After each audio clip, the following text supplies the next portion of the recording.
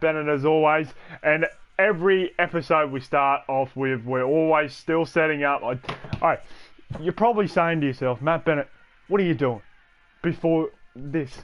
What are you doing? What are you doing, mate? You're not setting up? What are you doing?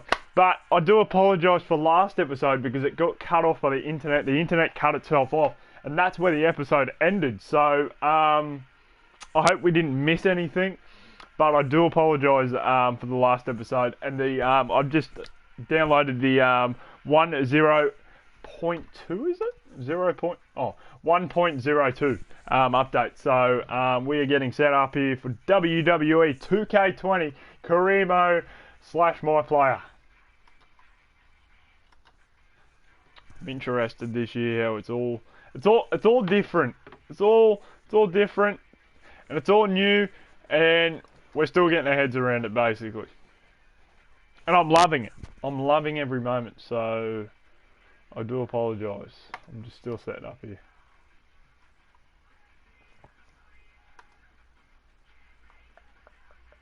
Hope everyone's day / night is going well. I know my day / night is going well. So yeah. As I set some stuff up before the stream.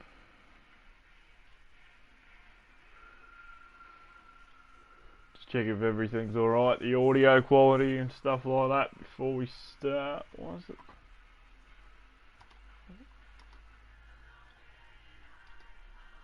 Alright, that's alright.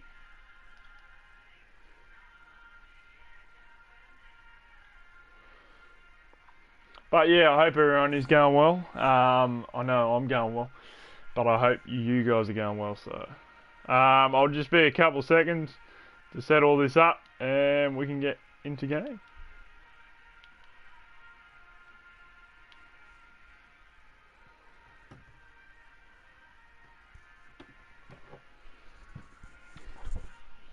What's everyone been doing? Because it's today is Sunday Australian time, and that means the weekend is finishing up. I hope everyone's weekends went pretty good today to end off the week, but at the same time I hope everyone's weekend went well. But if you guys are not from Australia, I hope everything is still going good. Doesn't matter if it's not the weekend, but I hope your day, your / the night is going well.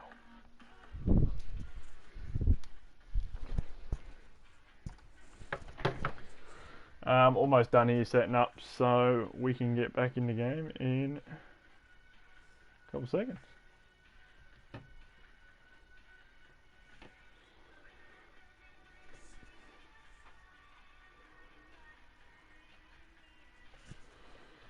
Oh, I just love how all this is like animated this year. Like it's got like an animation to it this time, so yeah, that's better. I'll just put everything in, all the main stuff before we start. But yeah, that was a pain in the ass because it turned off.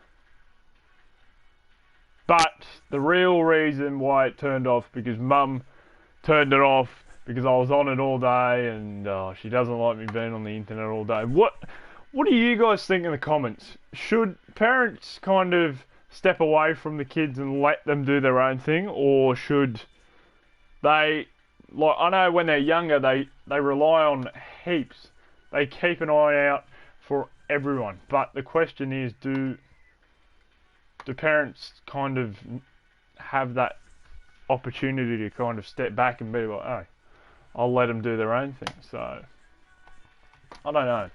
What does everyone think about that? But comment down below in the comment section. What do you guys think about that? Turning the internet off on your son, your daughter, or your kids, your younger kids. What do you guys think about that in the comment section after the live stream? What do you guys think? Because I think it's pretty stupid, to be honest.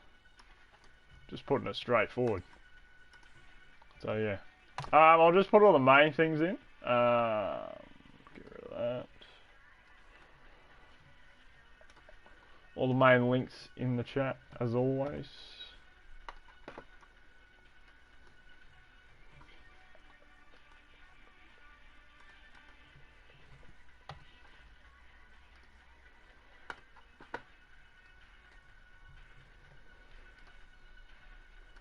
Put the Discord link in there as well. The invitation.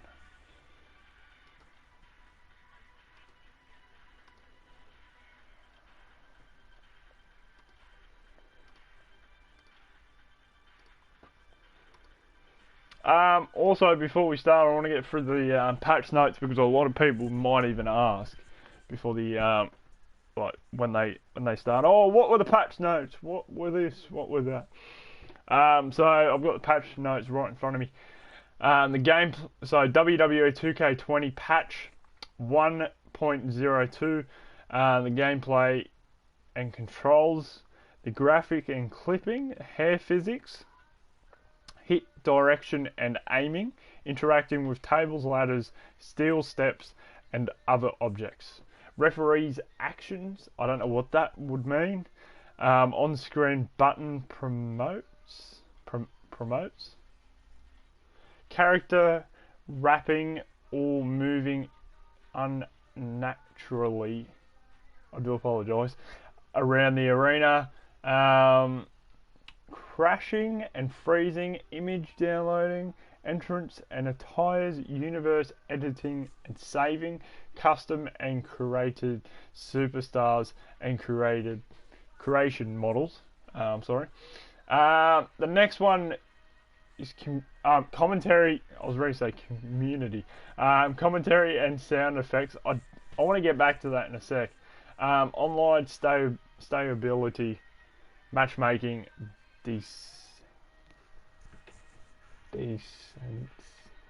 descents and lag. I do apologise. I can't pronounce words. Can't spell for shit either. I wanted to get back to the commentary and the sound effects because every year they've always improved the commentary. Everyone has a go at the commentary every year. I can't say I do apologise for that because everyone does have a go at the commentary. They need fresh commentators in there, like not every year, but like they need to kind of put some new commentators in, like eventually. So because what's going to happen in WWE 2K21? Like, are they going to keep Michael Cole, Byron Saxton, and Corey Graves? I do apologise, I had to take a drink of water. But the question is, are they going to do that? But what would the point be if they got rid of it and put new commentators in? Because they would have to do new commentary and stuff, and they might be working on it right now. Who knows? Who knows? So yeah. Yeah, they're the patch notes. There was nothing else.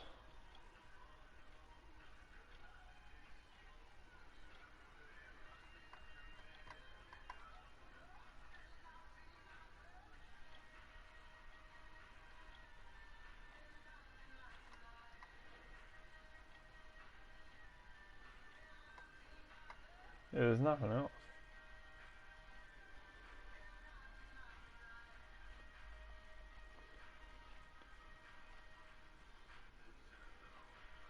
Yeah. Yeah, I'm just checking out some articles. Long-time WWE developers, Ukes parts ways with WWE 2K games. You guys already know that.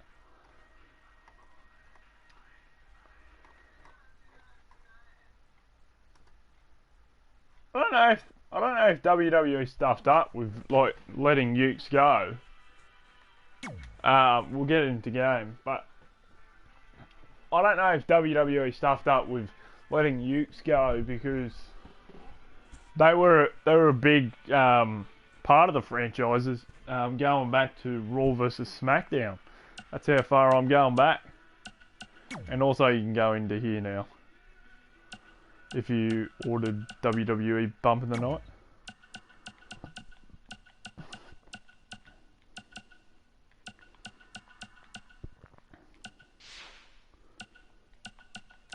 some more coming.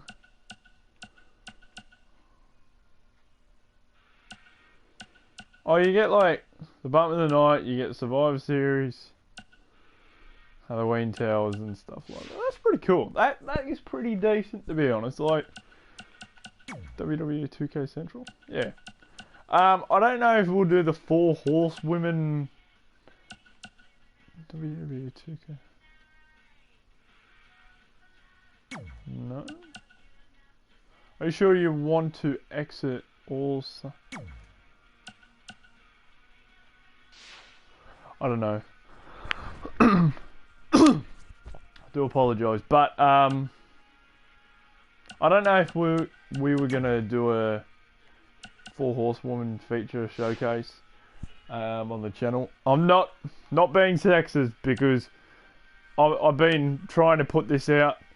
I've been trying to do this for a couple of weeks, but I haven't been able to do it because the reason why I haven't been streaming on YouTube, and that's also Twitch as well, if anyone is watching from my Twitch channel, I've been up in the roof putting installation in the roof because the owner refused to put installation in the roof. I had to get up in the roof. I've got broken bones and I'm so sore, so I do apologise if I mispronounce something or mispronounce a name or something like that, or if I don't feel happy or something like that. So yeah. As usual, we take the mic off when we get into WWE's edition of My Player. It's always you have spent points to spend on the My Player tree. Visit the My Player tree to upgrade your My Player. That's what's been telling us. As we always do. Wait, can I get in here? No, I can't. We're going to take the mic off as always, but if you guys have any comments, put it in the comment section, and let's get back into my career / my player, chapter 15. But this is part 5 of this live stream series that we have been doing. So if you have any comments, comment them in the comments. Let's get into it. Have fun, guys. I'm still here. Okay, we're on SmackDown apparently. Joe's arm is so cool. I like that. Okay. I'm taking the mic out, guys. Have fun.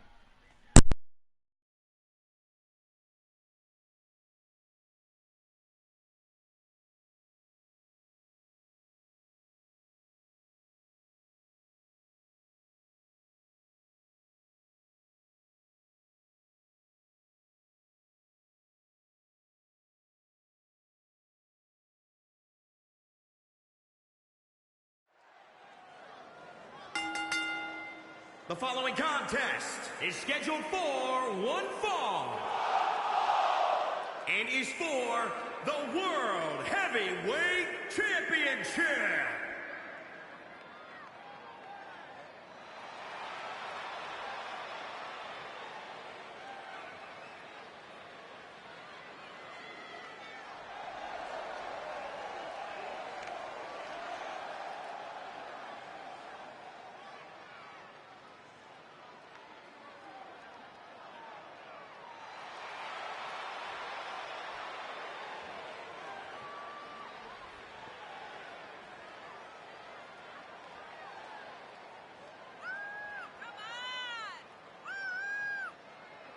Ladies and gentlemen, as a reminder, the championship is on the line here tonight. And in looking at the opposition, I can say that the champion will have quite the hill to climb in this one.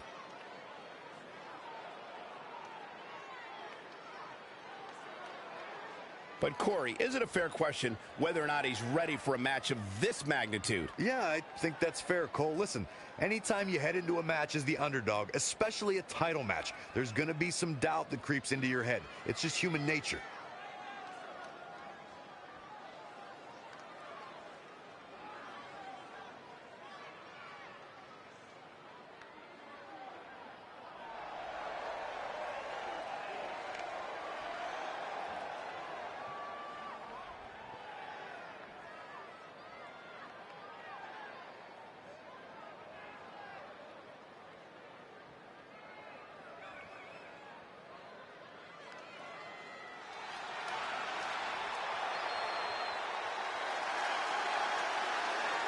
Looks like things just got a little more undisputed.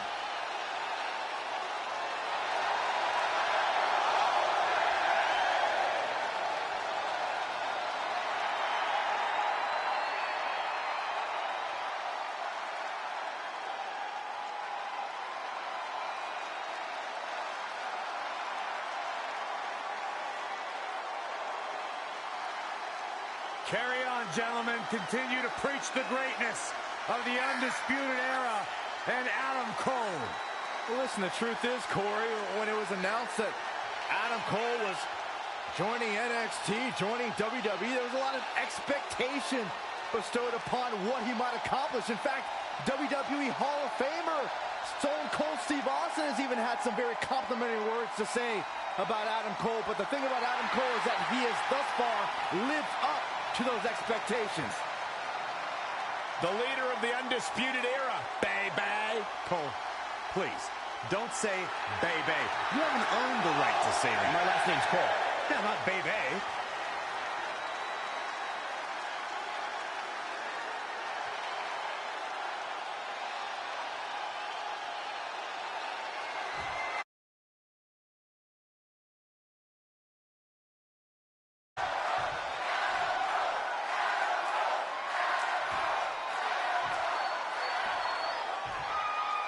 Introducing the challenger, weighing in at 269 pounds, Matt Bennett.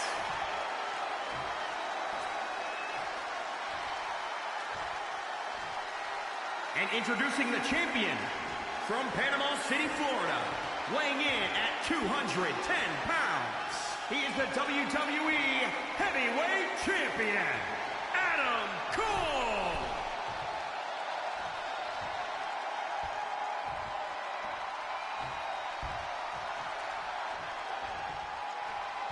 One of these men will be walking away with the immortal World Heavyweight Championship.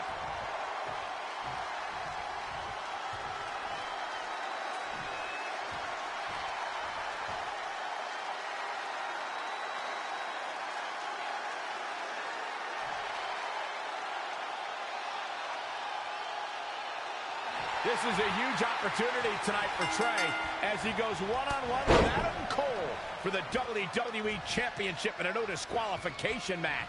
Honestly, I'm surprised Brooklyn put Trey in this position, especially after he got involved in the Kurt Angle-Samoa Joe match last week. Everyone thinks they know Brooklyn and her intentions, but she said it herself. She's made an entire career out of defying expectations. It's what led her to success in mixed martial arts, and I predict it will also benefit her greatly in WWE. Clothesline, so effective.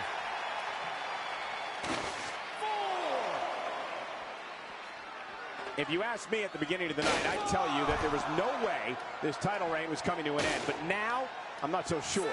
The challenger just refuses to be denied here tonight. Showing a lot of fury with these attacks. Yeah, we all know he's a guy with great skill and endurance.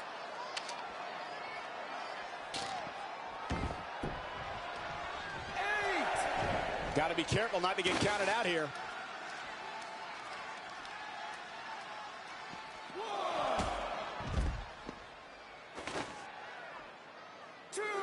There's nothing better than two superstars battling with a title on the line. But when it's the WWE World Heavyweight Championship at stake, the stakes don't get any higher. Oh, wow, what a sequence there from Adam Cole. So resourceful. Whoa, it's another reversal. Not again. One of these competitors is eventually going to have to gain the upper hand. There it is. Did you hear that crack? Oh, and he lands it. Really relying on that tonight.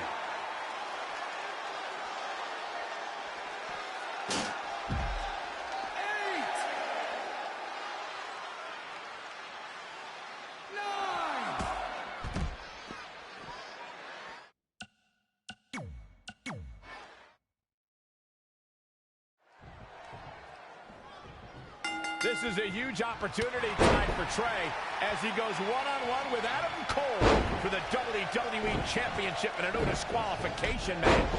Honestly, I'm surprised Brooklyn put Trey in this position, especially after he got involved in the Kurt Angle Samoa Joe match last week. Everyone thinks they know Brooklyn and her intentions, but she said it herself. She's made an entire career out of defying expectations.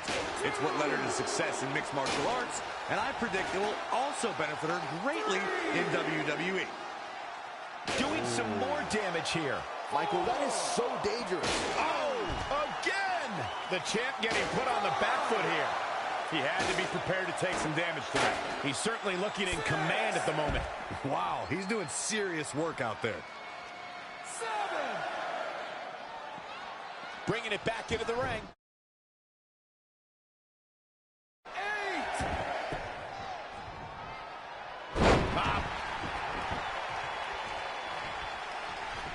I don't know what he has planned out here, but he must be mindful of the referee's count.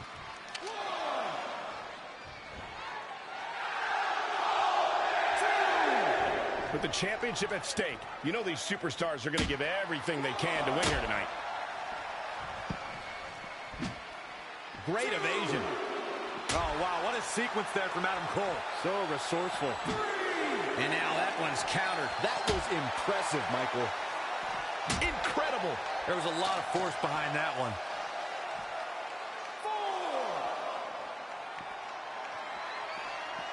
4. And it's reversed. Paying for that mistake. 6.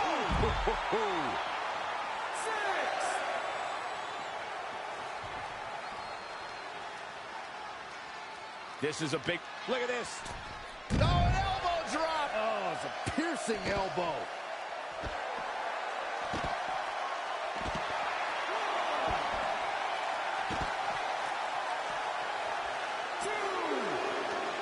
Yeah, the WWE World Heavyweight Championship features the most dynamic superstars in the promotion. This should be a barn burner. Boom! Incredible suplex. 4. 5. One of these two will be walking out here as champion, while the other will be left to pick up the pieces. Oh, God, boom! 7.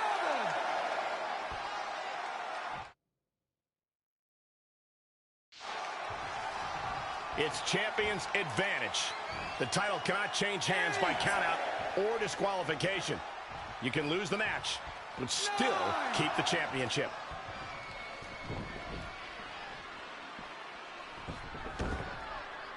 Momentum, the big M, the key word. It can switch and change at any time. Shoulder tackle. Trey has Adam Cole in trouble. Hold on, what is Samoa Joe doing out here? Whoa, what the heck? That makes no sense whatsoever. What are you doing? Cover him. I'm not gonna win like that. Fine. Oh. And now Samoa Joe with the attack on Trey. It seems Samoa Joe wants Trey to win the match, and he's going to do anything he can to make it happen. Count it. Now.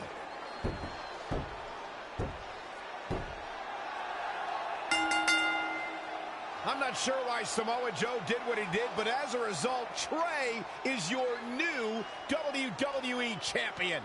I really have no explanation for this either. As far as we know, Samoa Joe has nothing but contempt for Trey. So why would he help him win the WWE Championship? Hopefully we'll get some answers soon.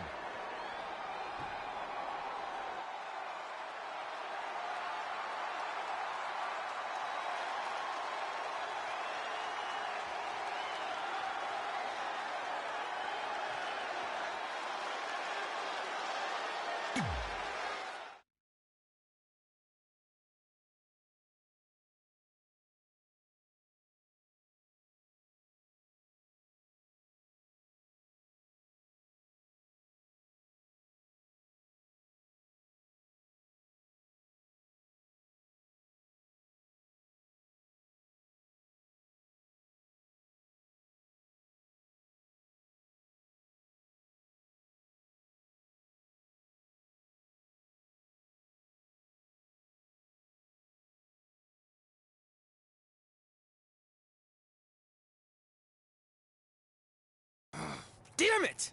I wanted to earn this. Now everyone's gonna look at me like I'm some kind of fluke champion. Again. I know you're frustrated, but maybe it's not that bad. Besides, if you defend it enough, then people will respect you.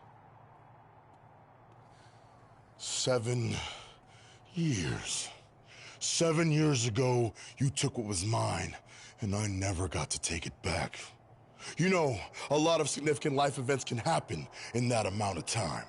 Birthdays, holidays, funerals, and I missed them all. Because for over 2,500 days, one thing has consumed me: revenge.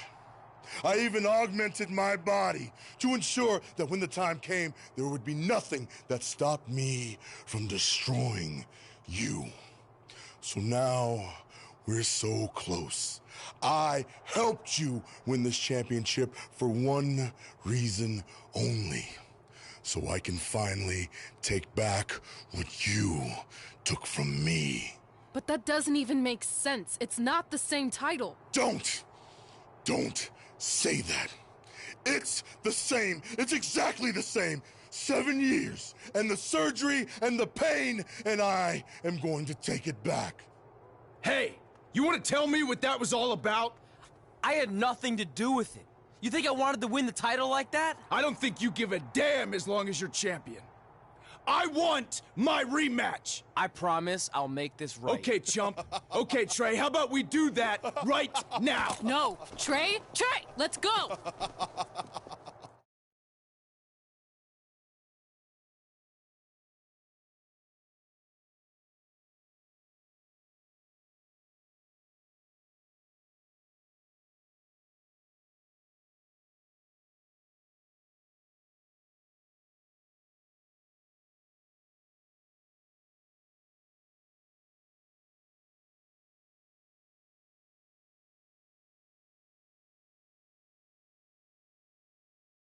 From the outside, my life looked pretty good.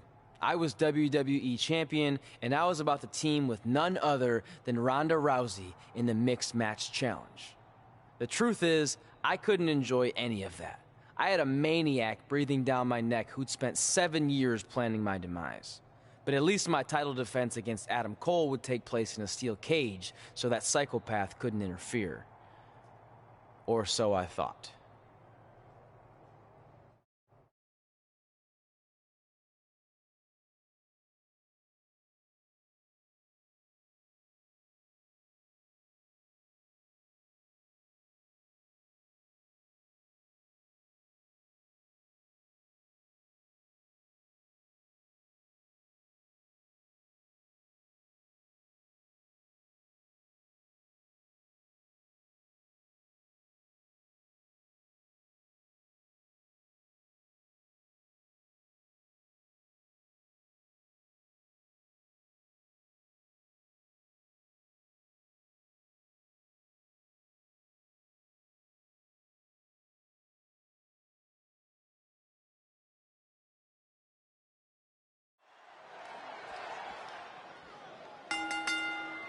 The following contest is a steel cage match and is for the WWE World Heavyweight Championship.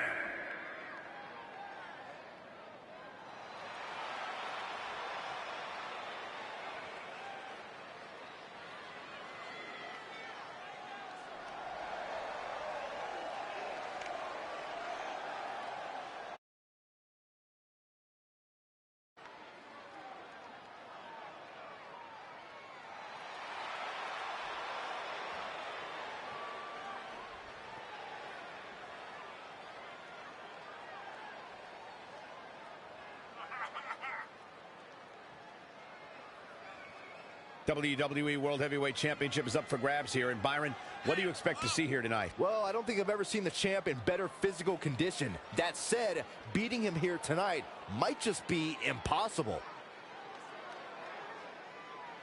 Well, the champ certainly has his hands full here tonight, that's for sure. Yeah, but he's no stranger to adversity. He knows exactly what he needs to do to be successful here tonight.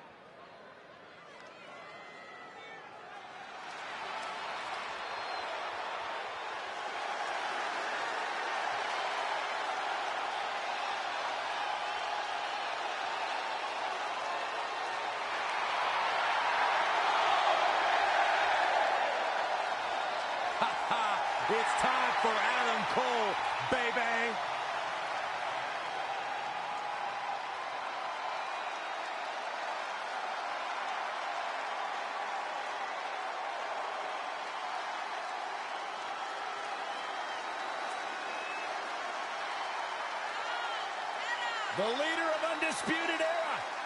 Listen, I don't think I've ever met a man who likes the sound of their own voice as much as Adam Cole does. Besides you, of course, Corey. First of all, I resemble that remark, Saxton. Secondly, you should be happy that Adam Cole didn't hear you say that. But I might just have to tell him after the show.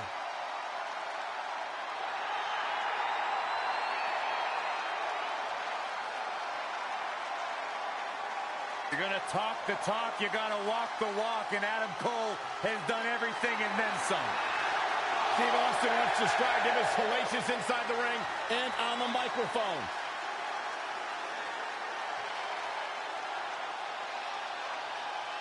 I agree with the rattlesnake.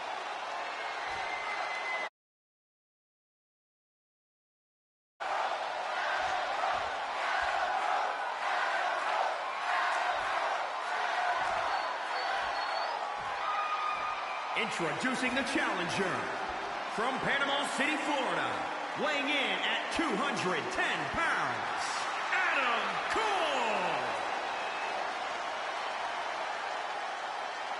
And introducing the champion, weighing in at 269 pounds, he is the WWE Heavyweight Champion, Matt Bennett.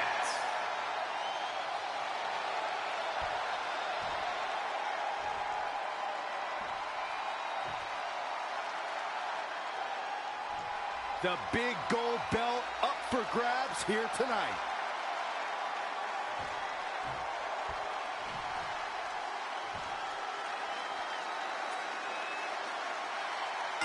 It's not often that a newly crowned champion defends their title for the first time in a steel cage, but that's exactly the situation Trey finds himself in tonight against Adam Cole. Usually the purpose of a steel cage is to keep two opponents inside, but in this case, I think the intention is to keep Samoa Joe on the outside if he were to get involved. Honestly, after everything we've seen from Samoa Joe since he returned, I'm not sure this steel cage is enough to keep him at bay. Boom, what impact!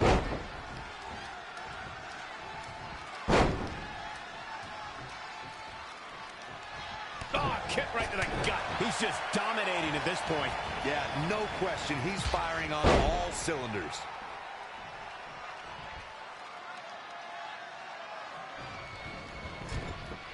Dropped him with a big shoulder tackle. The challenger eating up some damage. Taking on some offense, we expected as much. What an incredible move.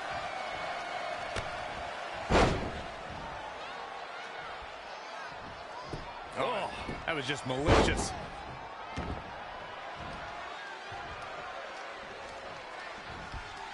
Dangerous situation here, guys. Downright treacherous.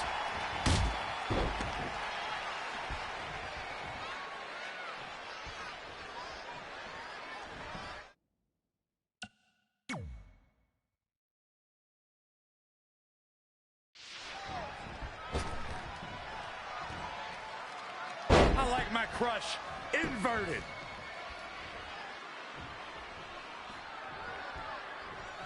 Uh-oh. Jawbreaker! Call the dentist.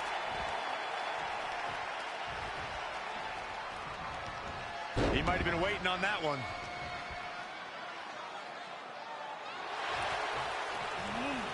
Adam Cole reverses, sending Trey straight into the steel cage. Trey looks like he's in severe pain.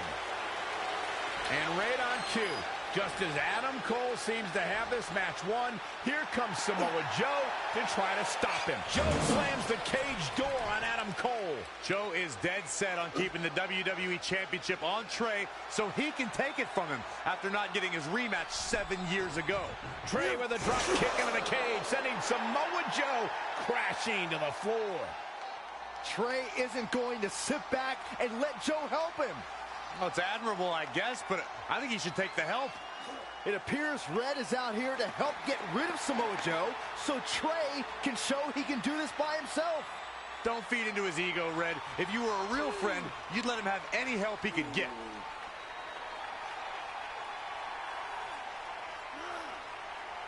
Trey is equally determined to prove he's not a fluke champion.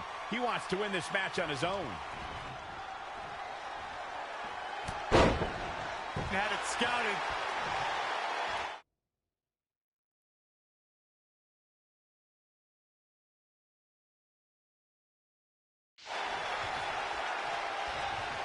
Drops him with a big shoulder tackle. Now trampling the opposition.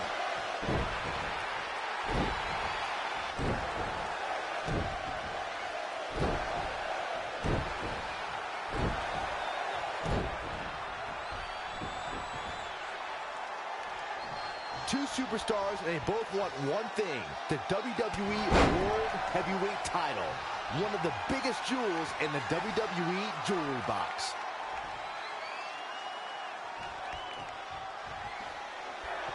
Wow, what a sequence there from Adam Cole. So resourceful.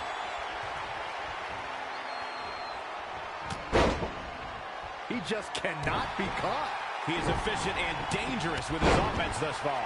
No telling how long he'll be able to keep this up.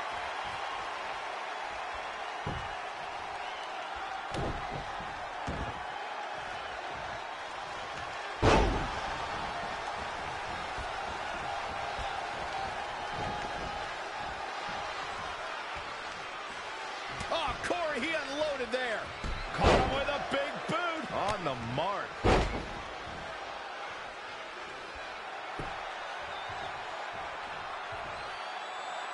Oh, able to counter.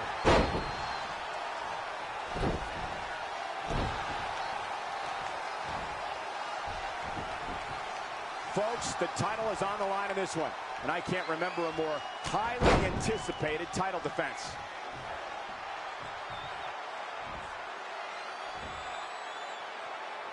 A big fight feel. Pressure cooker situation. WWE Universe hanging on every move. Wow, what a sequence. The challenger is in some big trouble. He won't quit, but it might be better if he did. Adam Cole isn't looking like much of a playboy now. Saxton, you've never seen a playboy in your entire life. Uh-oh, he's in trouble here.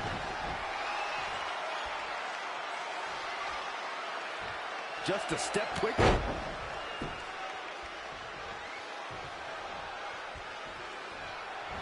Lightning fast reflexes.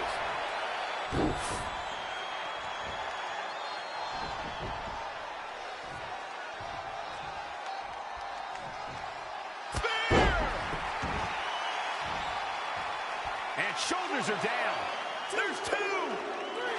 This steel cage match is in the books.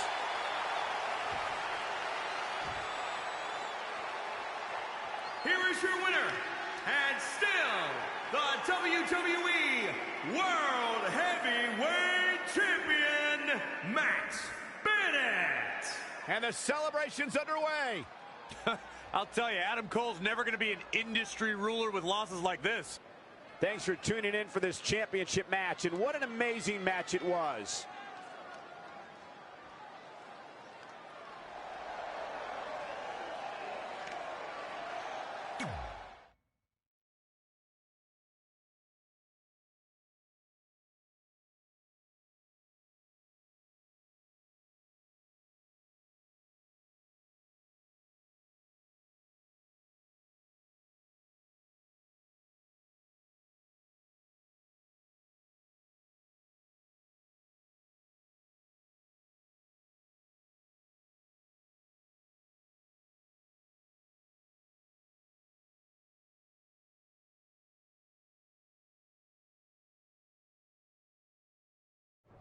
Great job defending your title against Adam Cole. Thanks. More importantly, I showed everyone I didn't need Samoa Joe's help to do it. You have anything left in the tank for your mixed match challenge later? Honestly, I'm running on fumes, so I'm kind of hoping Ronda carries our team tonight. By the way, do you even have a partner yet? No. Brooklyn's making me wait until the last minute to find out who it is. Typical. Well, whoever it is, we might have to face each other at some point, which is going to be weird. I know. But FYI, I just put win mixed match challenge on the list, and I plan on being the one who crosses it off. We'll see.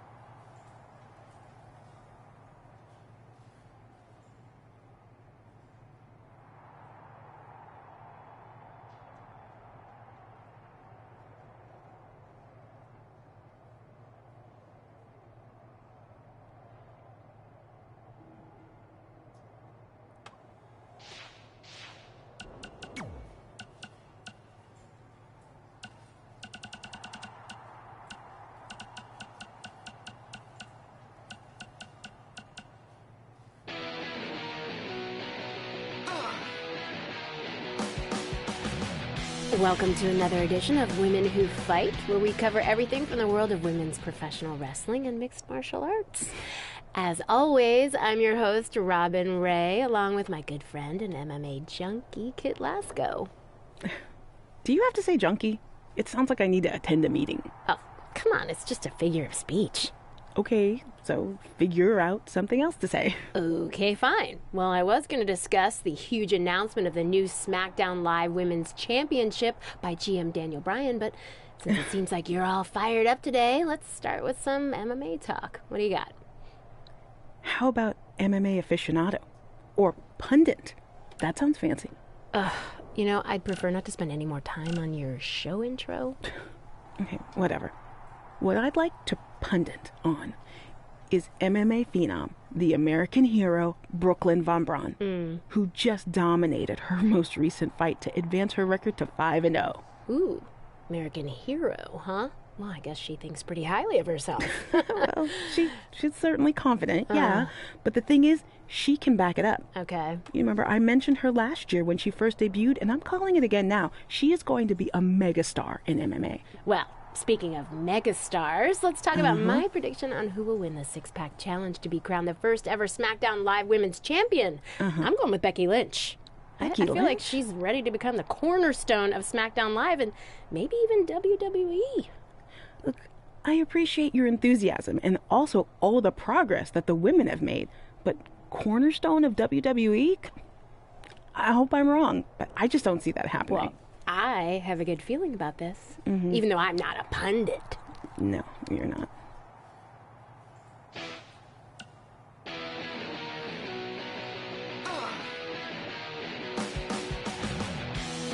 Welcome to another edition of Women Who Fight, where we cover everything from the world of women's professional wrestling and mixed martial arts.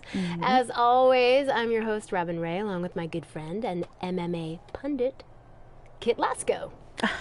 Thank you for that wonderful introduction, Robin. You're so welcome. Okay, the main topic I'd like to discuss today is the upcoming third annual Mae Young Classic tournament. We're only a couple months away, so the participants should be announced soon, right? Well, honestly, it doesn't really matter who's in it, because mark my word, Rhea Ripley is going to win the whole thing this year. Okay, didn't you say that last year? I don't recall. Well, nonetheless, in 2018, Rhea lost in the semifinals to Io Shirai, who then went on to be defeated by Toni Storm in the finals. So if anything, shouldn't Shirai be the favorite? Well, I guess if you're painting by numbers, I mean... What? Painting by numbers? Yeah. It's all speculation at this point. We don't even know who's in the field yet. There could be some dark horse who comes out of nowhere to win the whole thing, but as of right now, I can only go off what we do know. And if you actually think about who's driven to win this thing, and who has all the tools to do it, it's Rhea Ripley. Okay, then please provide some evidence to support that statement. Pundits don't need evidence. Ugh, I can tell this is going to be another one of those shows. Yeah.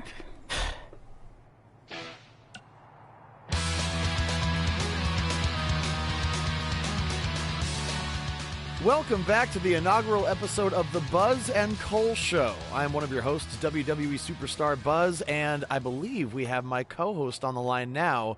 Cole, are you there? Did we figure out our technical difficulties? Yeah, I'm here, and that's still a working title for the show, right? Because I feel like we can do a lot better. Did you get my email with the list of names I came up with? Yeah, I did. I figured we'd discuss them off the air. And let's hash it out now. Oh, that's a good one. Hashing it out. Could maybe even get some kind of hash brown sponsorship. Yeah, I'm not so sure about that one. What else you got? Bro by bro. Get it? It's like the expression blow by blow, which is like a detailed account of an event, but I replaced blow with bro because we're bros. Like I said, happy to discuss this off the air. Come on, we're on a roll. Are we? Okay. How about the Sodcast? I don't get it. It's another opportunity for sponsorship from the sod industry. I kind of figured we'd cover our careers and wrestling in general. So, with a name like that, wouldn't we have to talk about sod? Yeah, sometimes. But we'd work it in organically. Ugh. Like how sod is made of organic matter? Uh-huh. See? It's that easy. You know what? Let's worry about this later, okay? Where are you right now anyway? Just getting to an indie show in a strip mall. We couldn't run here a few months ago because it was being used as a Halloween store. And not all of us can be living the glamorous WWE lifestyle, you know? Hey, it's not always glamorous, okay? On my last flight, I sat next to Rowan, and he insisted on clipping his toenails. I'm pretty sure one flew into my hummus, and I ate it. So they just left all this cool stuff here? There's gotta be like 200 sets of fake vampires in. Oh, it's those hilarious arms you can stick out the car truck. Cole, are you there? Oh, yeah, sorry. There's just a ton of stuff left over from when it was a Halloween store. Can we pick this up later? Yeah, we'll just edit in like a hash brown or sod commercial here, and no one will even know the difference. Yeah, see ya! They said do a podcast. It'll be fun. You'll love it. Ugh. We'll be back. At some point.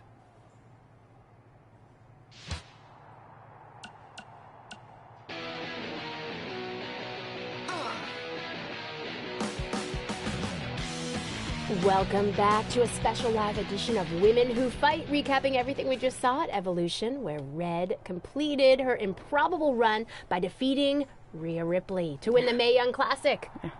Kit, I seem to remember you being pretty confident that Rhea Ripley was going to win the whole thing. I also seem to remember you thinking Io Shirai was going to win it. At least my predicted winner made it to the finals. Okay, so we were both wrong. Okay, but let's talk about what this means for Red going forward. The Mae Young Trophy's nice, but you have to assume the even bigger prize she earned tonight was a WWE contract. Well, yeah, more specifically an NXT contract. I wouldn't be surprised if we see an announcement regarding that very soon. Based on the success of previous winners, Kairi Sane and Toni Storm, I don't think it's crazy to think that Red could capture championship gold in the very near future. Whoa, take it easy there. She doesn't even have a deal yet as far as we know. And besides, didn't you learn your lesson on wrongly predicting the winner of the Mae Young Classic? I'm just saying Kairi Sane won the NXT Women's Championship less than a year after winning the first Mae Young Classic, and then Toni Storm won the NXT UK Women's Championship only a few months after she won last year's Mae Young. There is data to back this up. Okay, but just because it happened for those women doesn't mean it will happen for Red. Well, I think you're getting way ahead of yourself. Okay, we'll revisit this at a later date and see if I was right. Until then, let's get back to discussing an amazing show.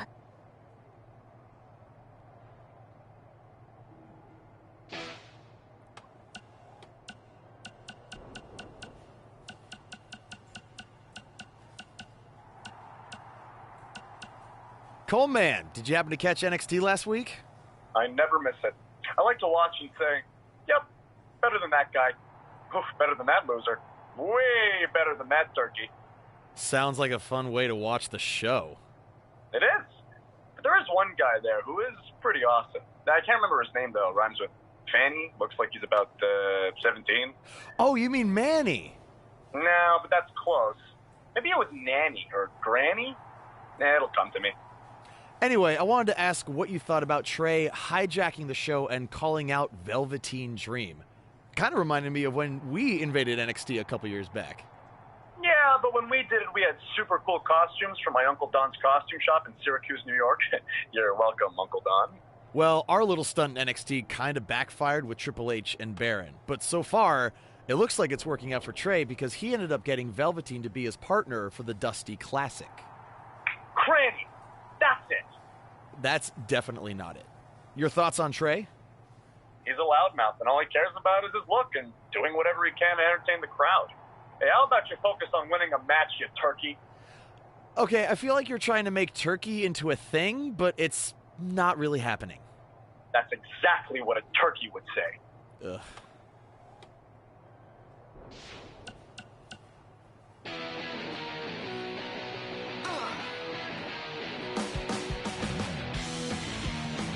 Welcome back to another edition of Women Who Fight with MMA Authority. Hey, Kit Lasco, and yours truly, the pro wrestling prognosticator, Robin Ray. Are you really calling yourself that now? Because that's what I do. I prognosticate. You correctly predicted that Red would hold a title within a year of winning the Mae Young Classic, and now for the last month, you haven't stopped bragging about it. It's really not a good look. Whatever. Oh, but I guess you need to get your bragging in while you can before Red loses her championship back to Candice LeRae in their singles match. And what makes you so sure that's going to happen? Because Red's had that brutal eye injury and there's no way she's been able to train consistently. Maybe she could overcome that in a normal match, but not in an Iron Woman match where stamina means everything. Oh, since when are you an expert on stamina? You think I winded going up my podcast studio stairs? You mean your parents' basement stairs? Which happen to be very steep.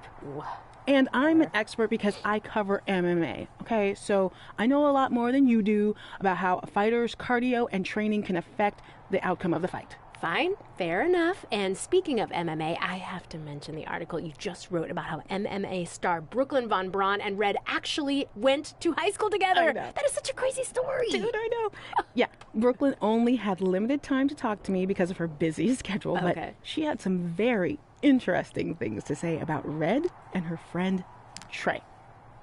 I'll leave it at that. Well, I won't, because at one point, Brooklyn claimed Red used to change in private after gym class because she had 3 butt cheeks. You gotta read the article, people. Gotta read it. It's crazy.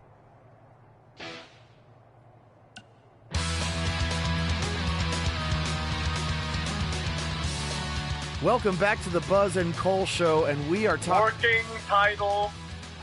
Cole, we've been doing this podcast for like 2 years now. I think it's safe to say at this point, we're sticking with that name. Hey, I thought it was going to be Mr. CQ forever. And then I switched to Black Hole Cole and then just regular Cole. So you never know when you might undergo a name change. And besides, at one point, didn't they talk about changing your name to The Buzz Encounter? Well, that's a story for a different episode. What I want to talk about is what shocked everyone last week, and that was Trey from NXT showing up on Raw and beating Samoa Joe for the Universal title. I mean, talk about a debut. Yeah, it reminded me of when I first debuted in Japan. I also showed up out of nowhere and beat their solar system champion, Fiji Tom. Yeah, it was unbelievable. Yeah, okay, you're clearly just making that up. Hey, you were busy flirting with Charlotte on SmackDown when I debuted in Japan, so how would you even know? Okay, I watched your matches on the internet, Cole, and Charlotte and I are just friends, so I wouldn't call it flirting. What'd you call it? Wooing? Ugh. See what I did there? Woo! And yet again, we are absurdly off topic. Woo! Sorry, once you start wooing, it's almost impossible to stop. Woo! Okay. Woo! Woo! Are you done? Almost. Woo! Okay, I'm good now. Please, continue. All right, back to Trey defeating... Woo! Sorry.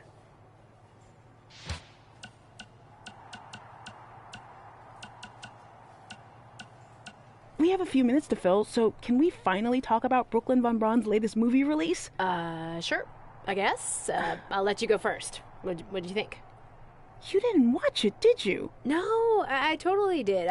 Brooklyn, she was great. She really knew her lines, and her hair was really nice, and she handled the props really well. Seriously? Okay, fine. I blew it off, but I just figured you'd fill me in. Well, this segment's off to a great start. Where was I? Brooklyn plays an MMA fighter. Big stretch. Ooh. Are you going to snark? Or are you going to let the person who actually watched the movie do the segment? Sorry. Continue. Well, when her MMA career is derailed due to injury, a chance encounter leads her to the world of competitive tap dancing. Hence the title, Tapping Out. Sounds like I made the right call not watching it. It was actually entertaining. And hey, as long as it's not getting in the way of her training, then she should do whatever she wants. Besides, you have to give her credit for trying new things, which is something you could attempt every once in a while. I just tried this new movie review segment. Not a fan. I'm going to start my own podcast. Women Who Respect Their Co-Hosts. Aw, that's a bit wordy. Anyway, speaking of new things, we have a brand new sponsor who can help you become the next WWE superstar. Are you sick of going through life unrecognized and unappreciated? Well, what if I told you in just a few months I could make you famous around the world? Because that's what I did for WWE superstars Red and Trey.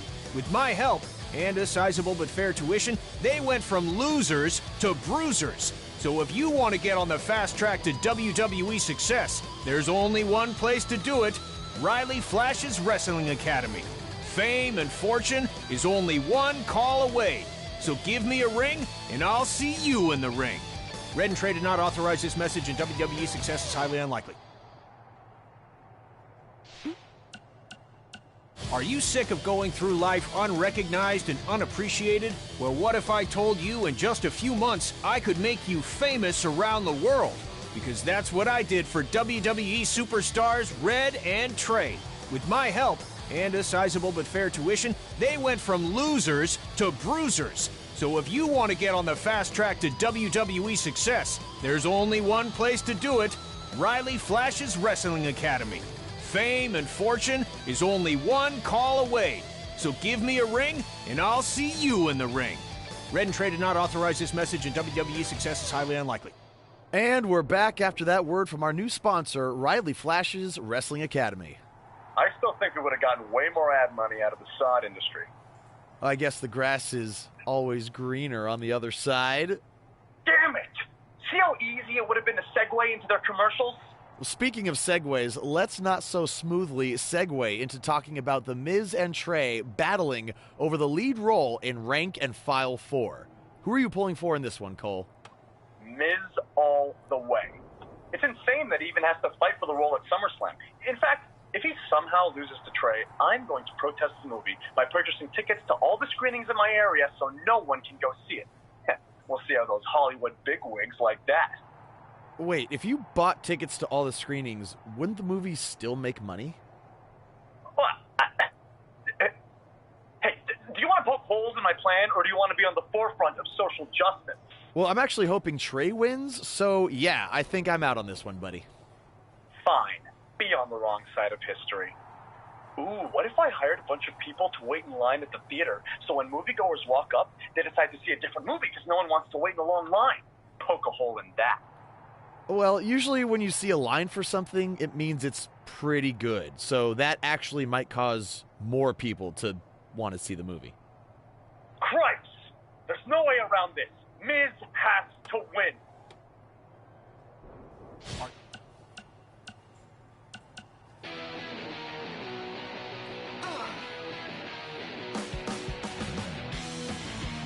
Welcome to another edition of Women Who Fight, where we have breaking news. Ooh.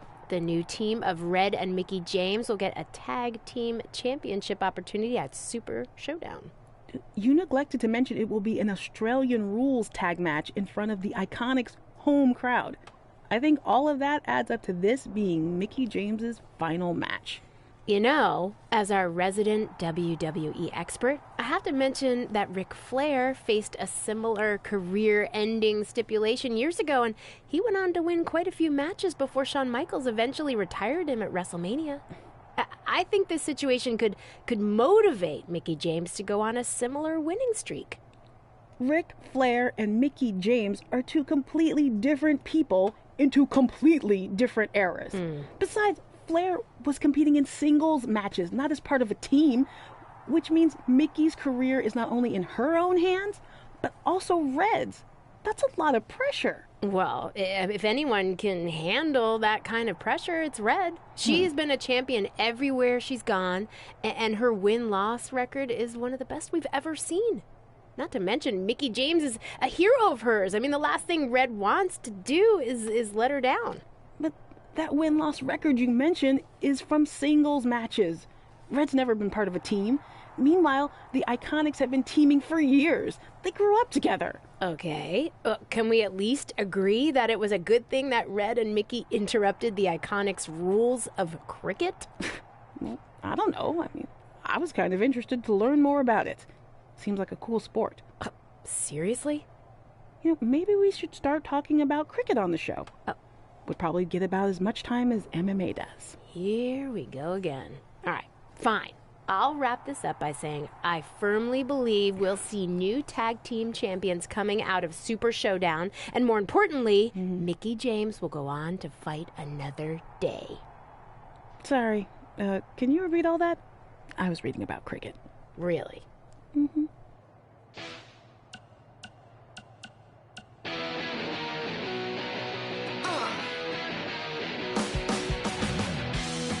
Welcome to another episode of Women Who Fight, where we have some huge news to discuss. That's right. After nearly 12 years of doing the show, we finally moved out of your parents' basement. Yes, we have recently upgraded our studio, but that's not what I wanted to talk about. Oh, I really hope your mom can still bring us snacks here. Yeah, we'll have to give her a security badge, but shouldn't be an issue.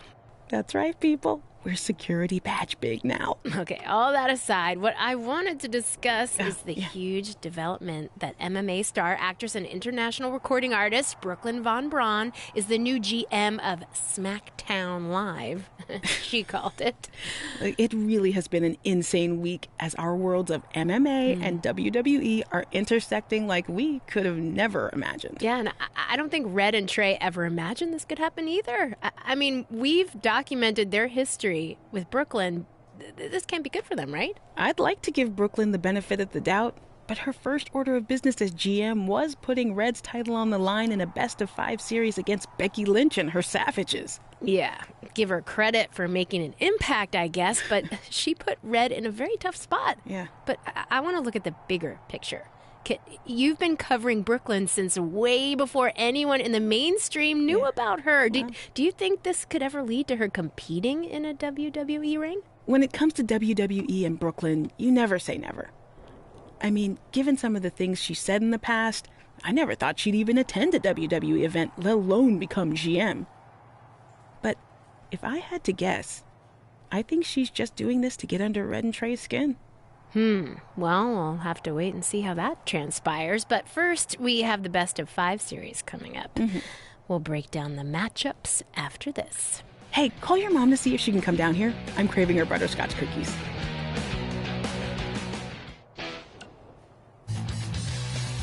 Well, first things first, it was another crazy week on SmackDown Live as we have a new WWE champion after Trey beat Adam Cole. You mean Samoa Joe and his cyborg arm beat Adam Cole? By the way, I've been thinking about modifying one of my appendages. From what I hear, the prices have really come down the past few years. Oh, yeah? What did you have in mind? Nothing major. Maybe just like a robotic ear or one of my pinky toes. Even though prices have dropped, I'm still on an indie budget. I get the ear, I guess, but what would you even do with a bionic pinky toe? The pinky toe is the most underrated of toes. Without it, you wouldn't be able to run, walk, or skip. So if I had a bionic pinky toe, I'd be able to do all of those things, but way better. Can you imagine how good of a skipper I would be? No, I can't. But that brings up a good point. How is it fair for Samoa Joe, or any superstar, to have a competitive advantage like that? It's the world we live in now. Man and machine are becoming one and the same. And besides, it's not like this type of thing hasn't existed in WWE before. Hulk Hogan once wrestled wearing a helmet with a giant fist on it. Oh yeah, the war bonnet. Yeah, and was that fair? Jake the Snake had his Cobra bite Macho Man. Was that fair? Papa Shango put voodoo spells on his opponents to make them puke and ooze black stuff out of their heads. I'd say that was a competitive advantage. Okay, point taken. Either way, I wouldn't want to have to face Joe and his cybernetic arm anytime soon. Sorry, Trey, but I think you're in big trouble. Maybe Trey should look into a bionic pinky toe. Then you could at least run away a lot faster from Joe. Just a thought.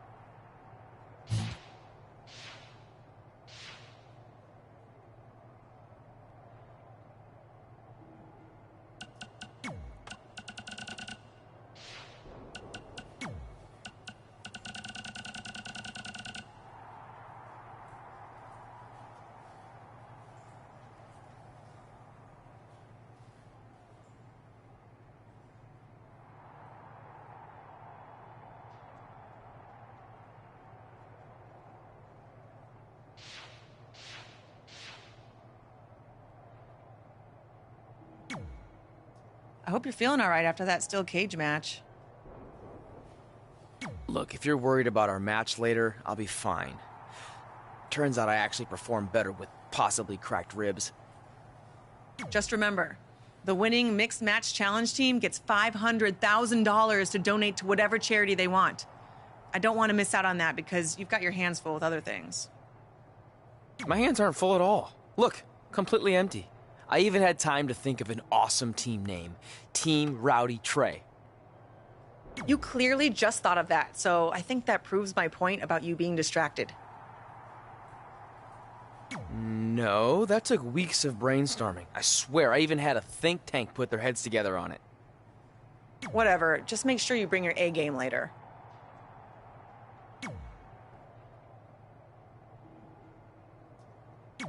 The Mixed Match Challenge starts tonight and everyone else knows who they're teaming with.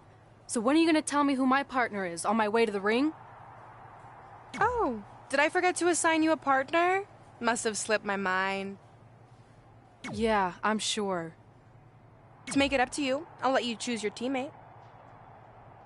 Great. I choose Seth Rollins. You didn't let me finish. I'll let you choose from a group of superstars that I've selected. Is Seth Rollins one of them? No. Your choices are Kurt Hawkins, who's now lost over 1,000 consecutive matches. Your old trainer, Riley Flash, who I have no doubt is in tremendous ring shape, especially after just flying in from Calgary on 6 connections. It was the cheapest fare I could get last minute. And finally, Drew McIntyre. You might remember he recently helped Becky Lynch acquire your SmackDown Live Women's Championship, so I'm sure you two would work really well together. I know it must be hard to pick from those 3 amazing options, but I need an answer now.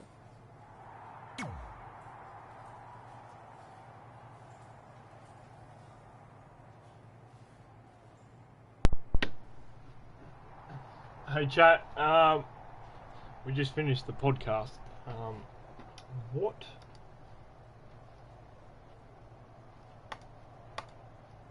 Not what. Which partner should we choose? But I'm gonna Google what partner other people chose. So I can have a decent understanding.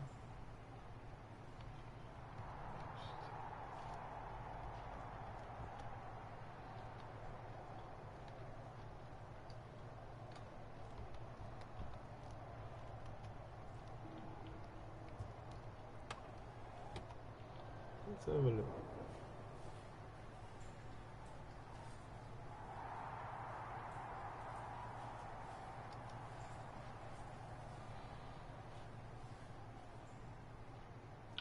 Let's have a look.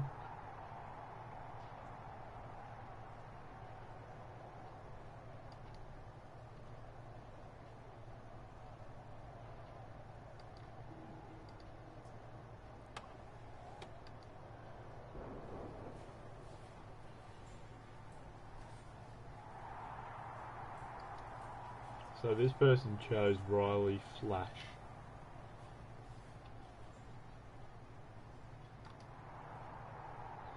Alright chat, I'm just gonna pop the toilet off the back. I don't know who I should choose.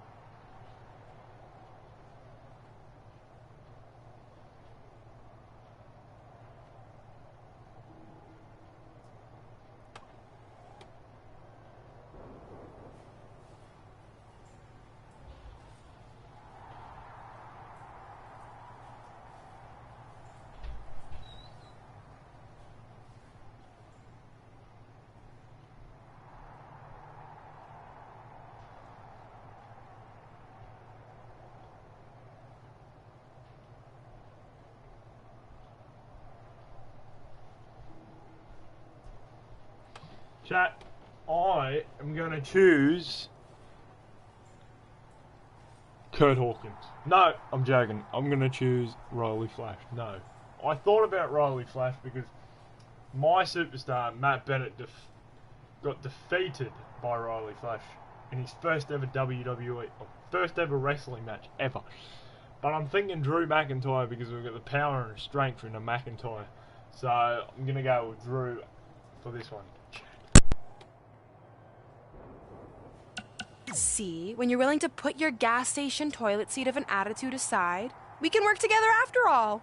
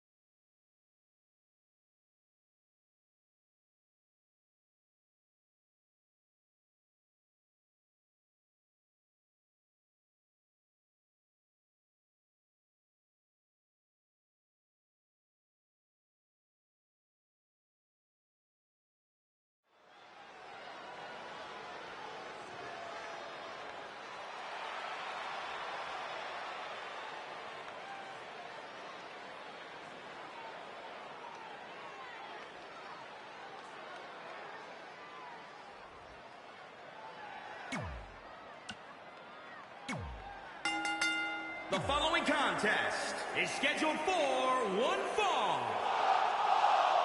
And Nicole Bennett. Here we go, and it sounds to me like the crowd is more than ready for this one. So am I, Michael. I've been looking forward to this match for a long, long time.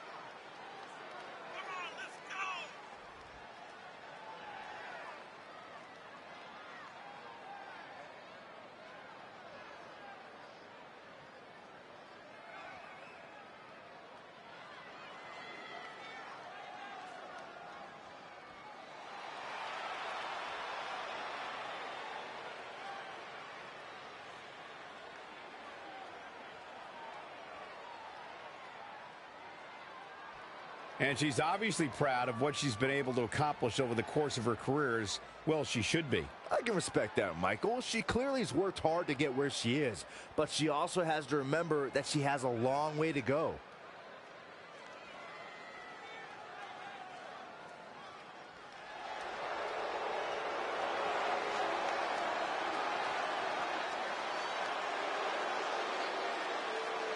Here comes the Scottish Psychopath.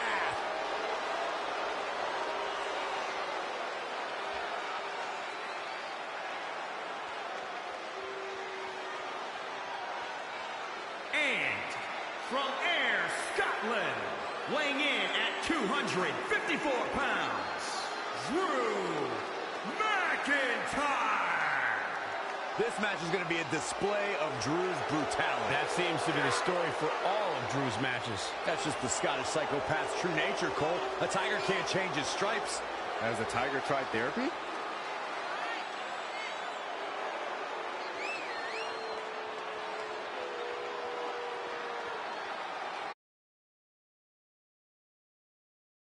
For eliminating Kurt Angle from WWE for a period of time. No fear in the eyes or the heart of the Scottish Psychopath. One of the most intimidating individuals you will ever meet inside a wrestling ring.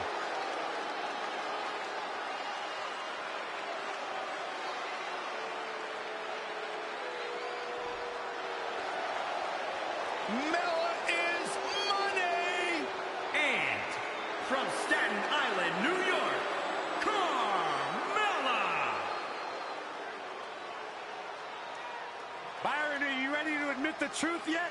Mella is money.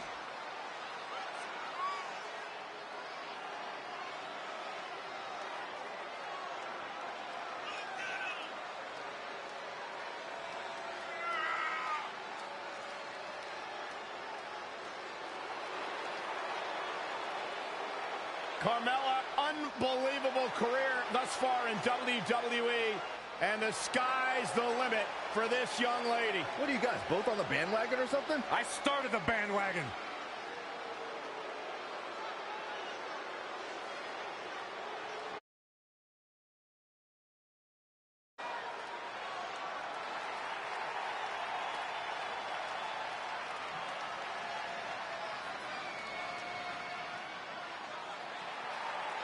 Say hello to the top 1% of WWE.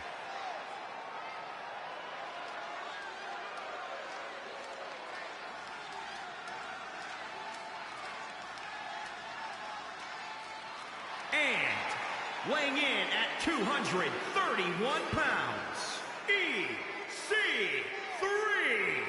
Talk about an incredible story. A superstar who left WWE years ago, reinvented himself, got himself in the best shape of his life, and now he is back in his words, in the top 1%. Are you doubting him?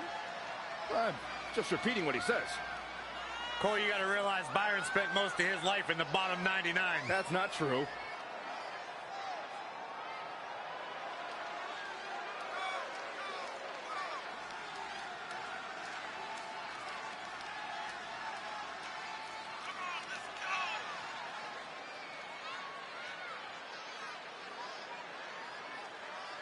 Tremendous athlete EC3 set to do battle here tonight.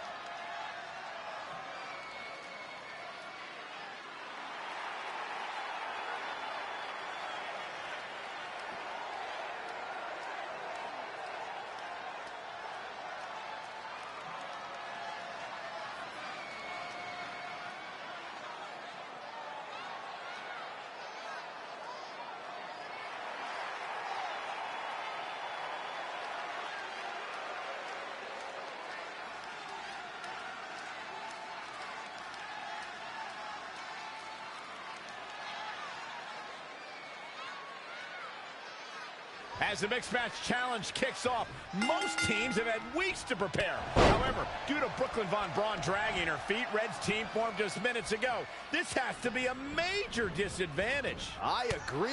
Not to mention, they didn't even have time to come up with a cool team name. That should be the least of their concerns, Saxton. The bigger issue is Red and Drew McIntyre trying to coexist after their recent history in the best-of-5 series. Drew won the final match to help Becky Lynch capture the SmackDown Live Women's Championship. There is no way Red's gotten over that. In the corner now. The switch here to Drew McIntyre.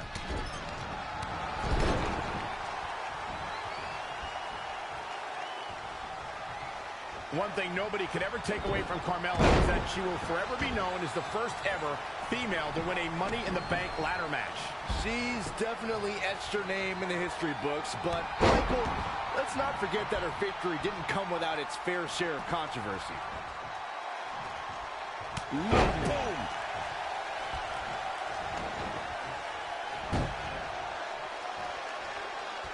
The referee really has to be on his game here in this mixed tag team match.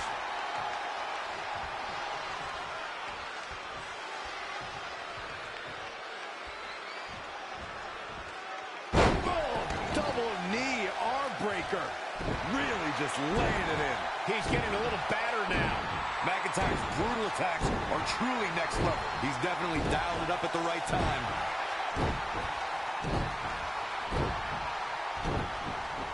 And look at the quickness by EC3. Wow. And there's the reversal from Drew McIntyre.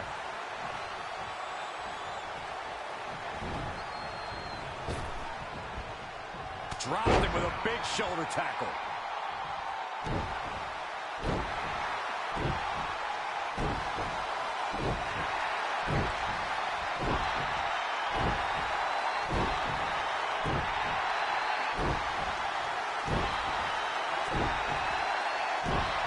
Lives to fight another day.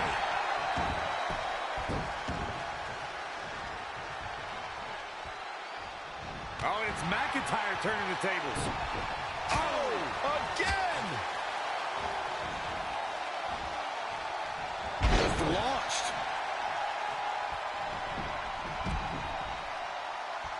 Leave it to Saxton to call Carmella's Money in the Bank victory controversial. Of course, you also failed to mention Carmella backed that win up with a second Money in the Bank ladder match victory just days later. I definitely give Carmella credit for that one, Corey, but I can't justify the first victory. And what a reversal from Drew McIntyre. No, another reversal. Neither one of them are willing to give an inch here.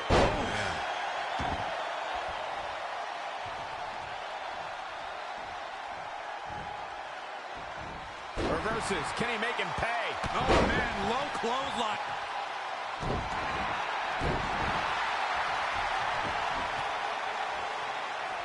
It is so easy to stay in touch with your superstars 24/7 in a variety of social media outlets, including WWE's own Facebook page. Uh-oh. Future shot. Opportunity is his for the taking. Oh, man, easy. The cover, and this one's history. What a win. Here are your winners. Well, that one was over before it even started. That's a statement win, Michael. That's a win that says, hey, everybody, look at me. As hard as it will be not to think about that amazing match we just saw, we must move on here, guys.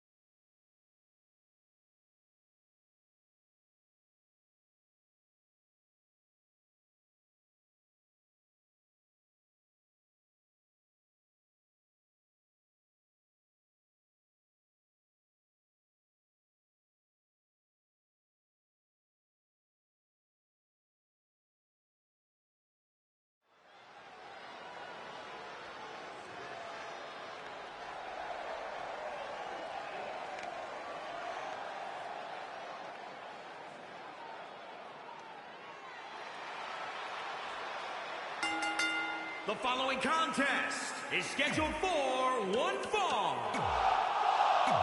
And weighing in at 269 pounds, the World Heavyweight Champion, Matt Bennett. Here we go. This is the match a lot of these people came to see tonight. And with good reason, Michael. This one's been brewing for quite some time.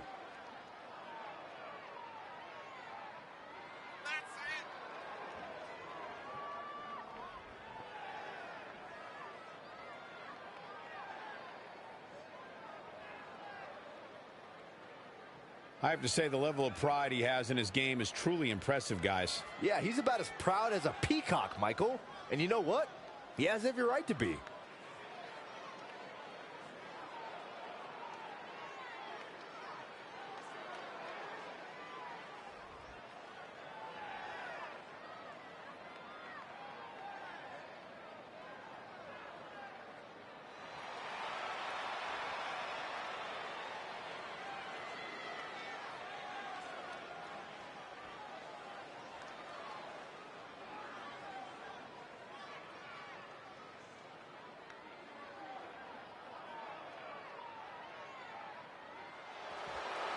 There is only one. Rowdy Ronda Rousey.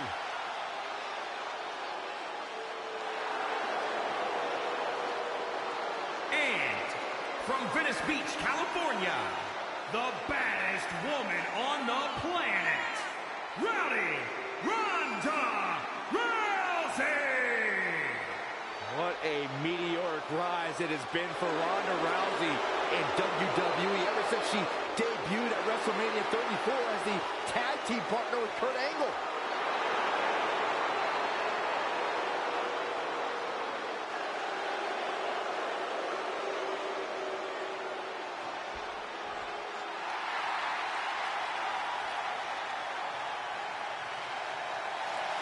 The Velveteen Dream.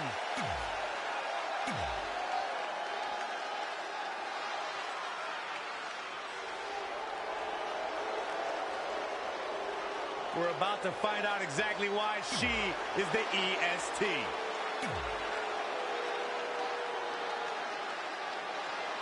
Been a busy night for Trey, as earlier he defended his WWE Championship in a steel cage match on SmackDown Live. You have to admire his commitment to teaming with Ronda Rousey, but there is no way he's 100% going into this match. A smart champion will be resting up for their next title run. It's not out here competing in the mixed match challenge, but He can't get enough of the spotlight, and as a result, he's putting himself and his partner at risk. Clothesline over the top rope. All the way to the floor. What a counter.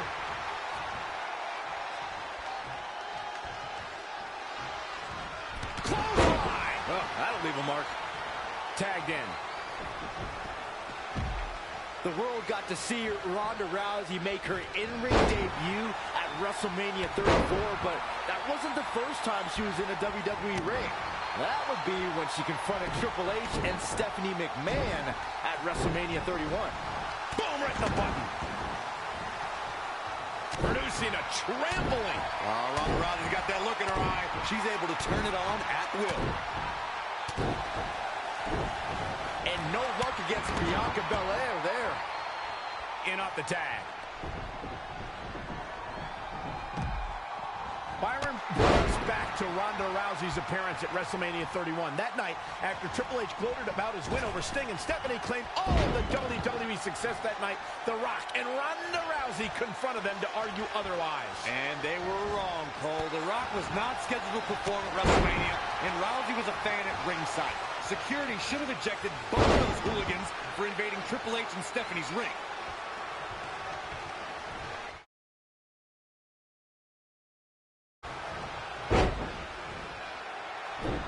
Elusive movement there. He's absorbed some damage already.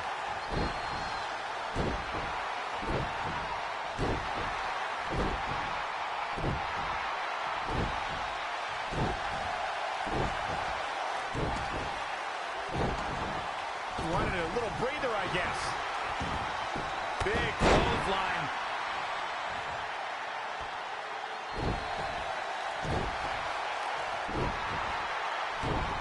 Dream just barely got out of the way. Oh.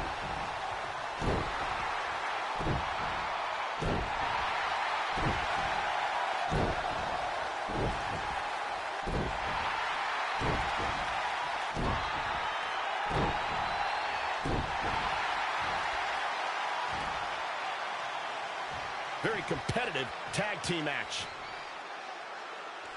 Guys, at the risk of sounding like an amateur psychologist, it seems pretty clear that Velveteen Dream absolutely thrives on attention. Nah, don't worry. You just sound like an amateur commentator.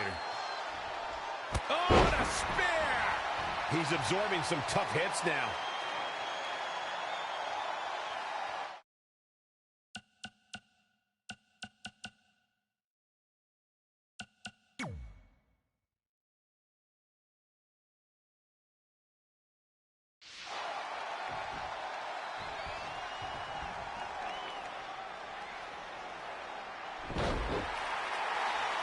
Velveteen Dream is down, and it appears Trey and Ronda Rousey are going to attempt some kind of top rope double team maneuver.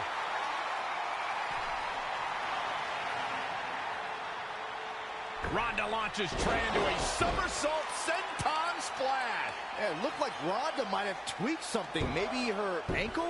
And Trey gets the win for his team. I think you're right, Saxton. Ronda Rousey is definitely in pain.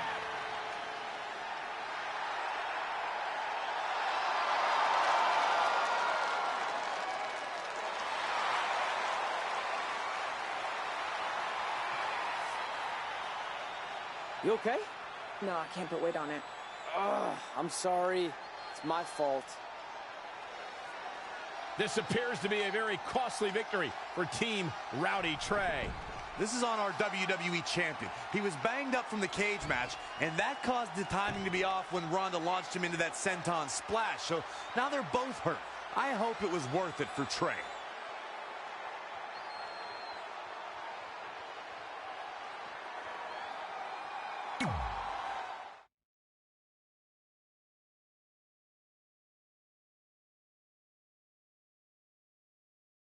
They're going back to the bedroom. They're going back to the bedroom, chat.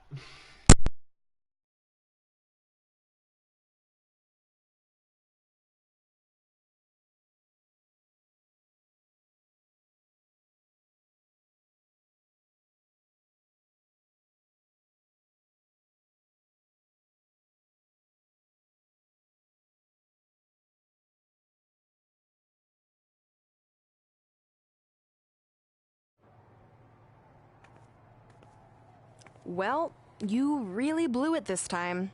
Thanks to your screw-up last week, the doctor just said that Ronda has to pull out of the Mixed Match Challenge. Damn it. But I've got some good news. I already found you a new partner. Let me guess. You found someone who hasn't competed in WWE in 30 years. Actually, I found someone who's never competed in WWE at all. Me! I'm stepping down as GM to become an active WWE superstar. What?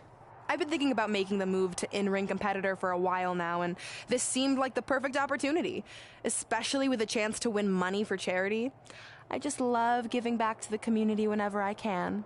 Anyway, let me know if you want to talk strategy before our match tonight. Oh, and one more thing. I tied up some loose ends before I stepped down as GM. You're going to defend your WWE Championship against Samoa Joe on the special 1500th episode of SmackDown Live in a submission match. Later, partner.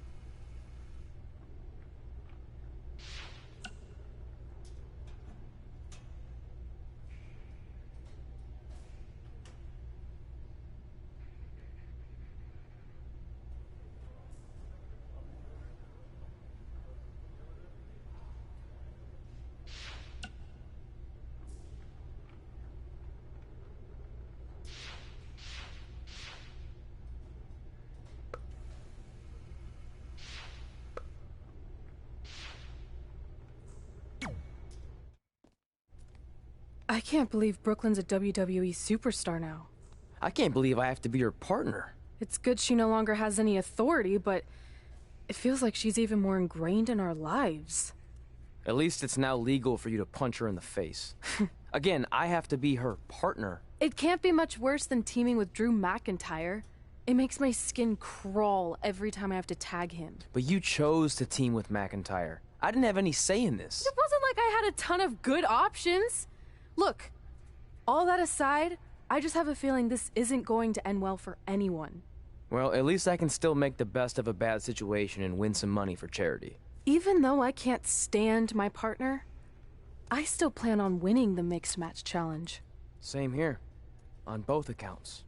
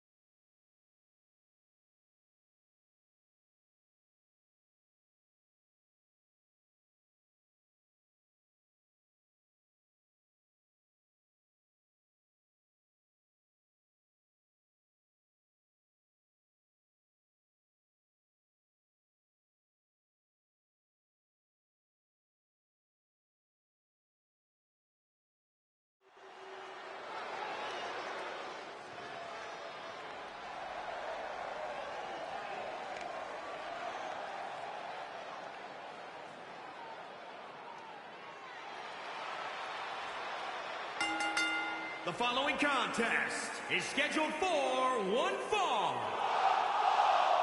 And weighing in at 269 pounds, the WWE World Heavyweight Champion, Matt Bennett. Guys, this match is sure to not disappoint, especially considering who's involved here tonight. You're absolutely right, Michael. This match will be one we'll be talking about for a long time to come.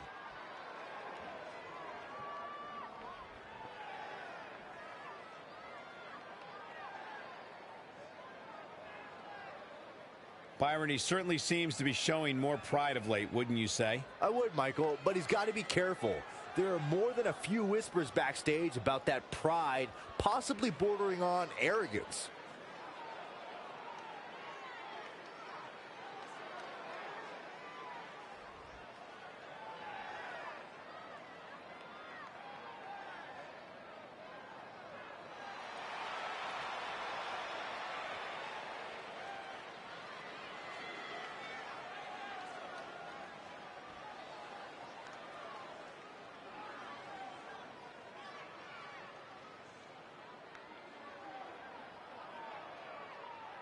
Brooklyn Von Braun has graced us with her presence.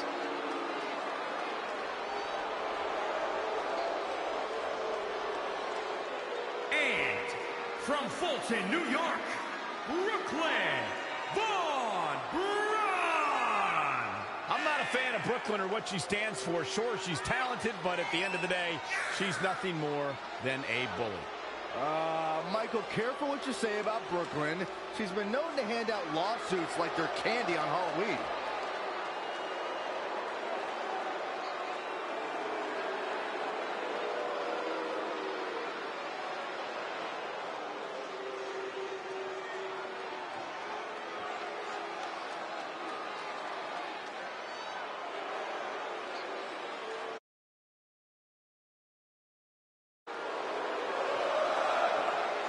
The critic of the critics. And from Montreal, Quebec, Canada, weighing in at 212 pounds, Sami Zayn. Guys, I'm just going to say it. I can't stand Sami Zayn. This man has shown nothing but disrespect for WWE, and the crowd has really turned on him in kind. You know, you're both being ridiculous. Sami's just been speaking his truth. He may be the most honest man here. Being honest doesn't make him right, Corey.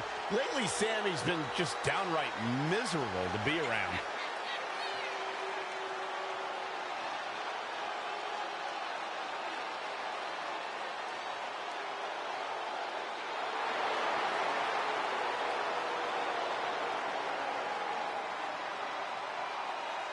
And people seem to forget how beloved Sami Zayn was. Now all anybody wants to do is complain about him. Well, it's because Sami's changed. Sami hasn't changed. The world around him has.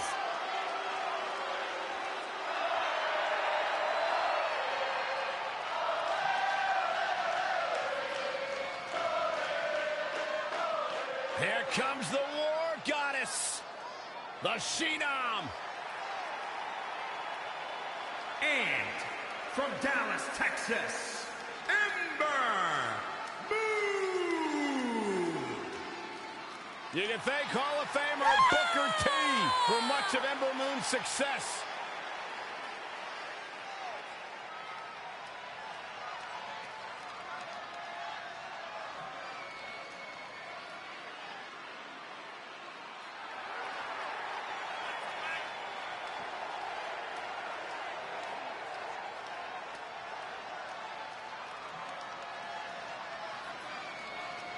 And I'd say this match will go a very long way in determining just who is WWE's most dominant woman.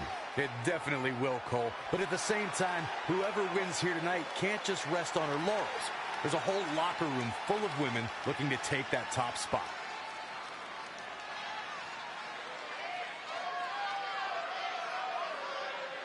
This is a historic night as our former GM, Brooklyn Von Braun, makes her highly anticipated in-ring debut in WWE, replacing the injured Ronda Rousey. I still can't believe Brooklyn and Trey are partners. I mean, talk about an unlikely pairing. They've been at each other's throats for like 20 years. We'll have to see if their adversarial past affects the American Hero's ability to work together in the Mixed Match Challenge. I guess Brooklyn came up with that team name. Real creative. Hey, at least it's not as bad as their opponents who call themselves the Moons over my Sammy. Gotta like that. I bet you do. Just carrying the opposition here. Point of the elbow, nailed it. Scooped up. Look out. Michinoku driver. A fearless assault from Sammy. Sami Zayn has got everything going exactly how he wants it. Whoa, Zayn dodged that one. Lightning quick. Yet another counter. It's like they're both somehow one step ahead of each other. And another reversal. Seems like we're back where we began, Michael.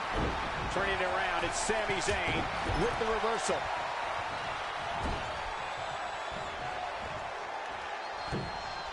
Hold on, guys. This isn't good. Inverted superplex. This match grinded him down a little. Trap the arm. And Sami Zayn exploiting the opening. Smart. Drop kick with precision. Comes in off the tag. Often known as a land of opportunity, when Sami Zayn became a part of the SmackDown Live roster, it was a chance for a fresh start. Yeah, but eventually Zayn admitted to feeling directionless. It felt like he was misled with unfulfilled promises, and his perspective on SmackDown Live began to change. Oh, right in the face. Oh, foot just stomping down. Clothesline. Well, that'll leave a mark. That'll mess up the back of your neck. With Sami Zayn's perspective of SmackDown Live in mind before his viewpoint changed, I thought Sami was, at the very least, admirable and moral in the way he took on obstacles. Cole, Zayn tried overcoming obstacles in the right manner, but the system never treated him fairly. If he kept doing things the right way, then what? Maybe in 4 or 5 years, as time will come, morality does not win you championships, fellas. Oh.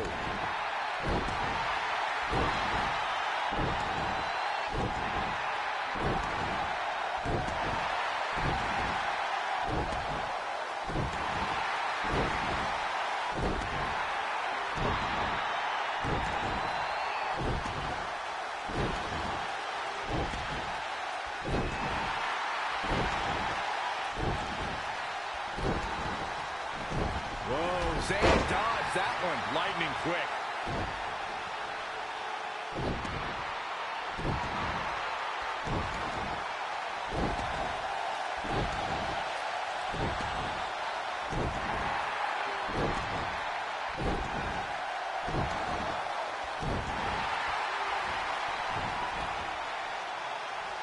Great match here, but if you missed any of the action from this week, just go to WWE's Facebook page, YouTube channel, Twitter, and more to get all caught up.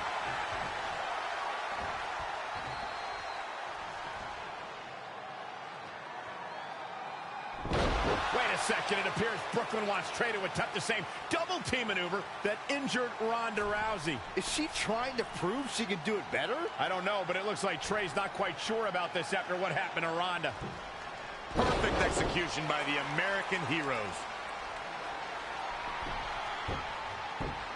An impressive win for the new team of Trey and Brooklyn Von Braun. I'm still not sure what to think about these two teaming. It's very strange. It looks like Trey's still trying to get used to it as well. I told you guys 100 times, Brooklyn's a professional. She likes winning much more than she dislikes Trey. And here comes Trey's best friend, Red, for their Mixed Match Challenge match.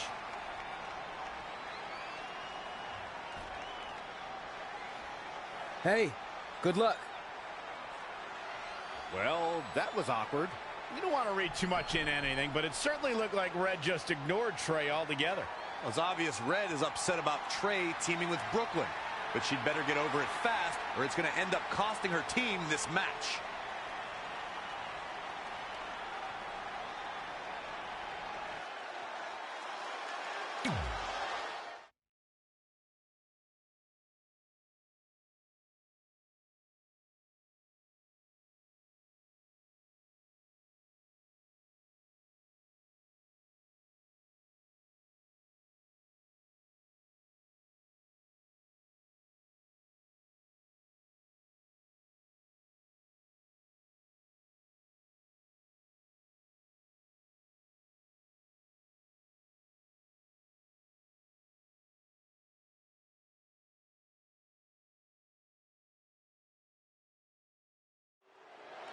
As this mixed match challenge match begins, we have to consider the possibility that Red's team could end up facing Trey and Brooklyn Von Braun at some point. Well, given what we know about Brooklyn's ability to get under Red's skin, that could definitely be a volatile situation. You would think that since this whole thing's for charity, that everyone would be able to manage their emotions, but if Brooklyn triggers hot-head Red, all bets are off. Boom! She seemed to have gained the advantage here. She's got the skill to go on runs. Now we'll see if she has the stamina. This is going to be big. From the top. Oh, an elbow drop. Oh, it's a piercing elbow. Ooh, treading all over their opponent.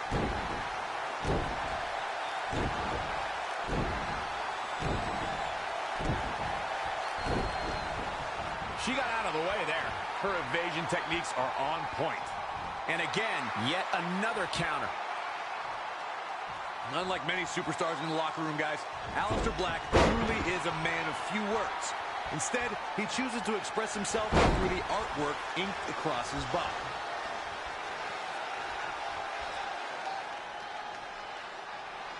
Ruby Riott with the reversal. And Drew McIntyre just tagged himself in. Red didn't like that. After some miscommunication on the tag, it appears Red and Drew McIntyre are having a minor disagreement. This looks like it might be more than a minor disagreement. McIntyre is walking out and leaving Red to fight on her own. Is anyone really surprised? This is what happens when two people who despise each other try to form a team. At least Aleister Black isn't going to take advantage of this situation, as it looks like he's resigned to this essentially turning into a one-on-one match.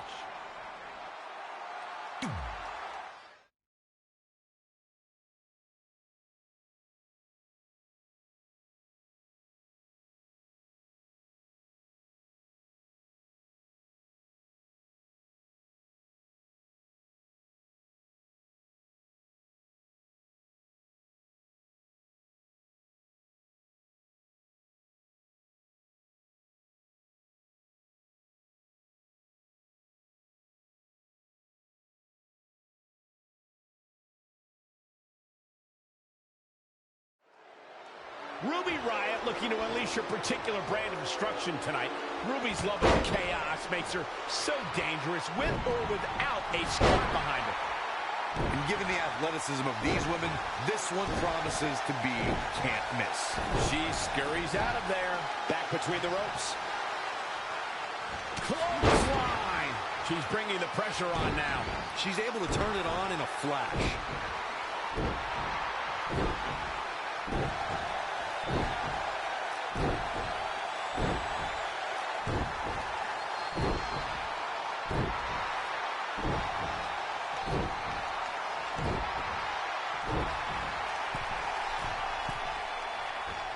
Elbow drop. Oh, stomping away. Not what she was looking for. Not looking good for Ruby Riott here. She still has a lot of time to recover, though.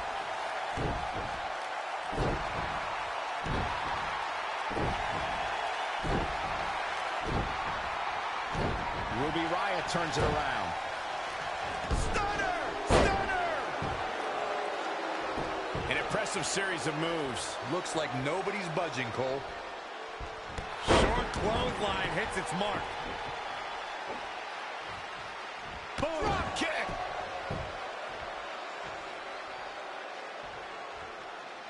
This is a big risk. Will it pay off?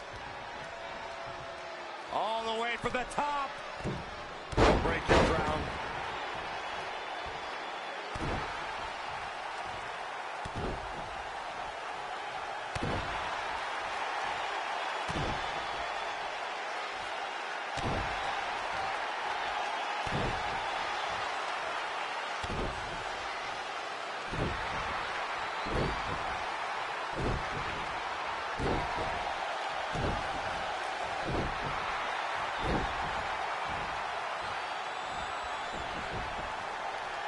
Over the years, Columbus has become known for being an extremely electric crowd, and this one is no different.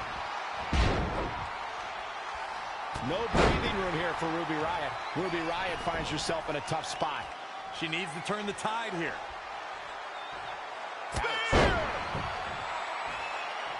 The shoulders are down. 1, 2. And the shoulders up. She's more durable than she looks, guys.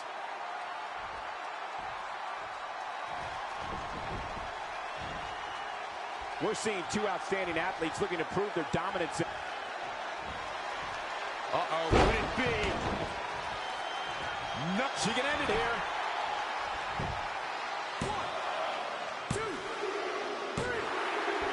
There's the pinfall and the victory. Here is your winner, Nicole Bennett. Wow, big win right there.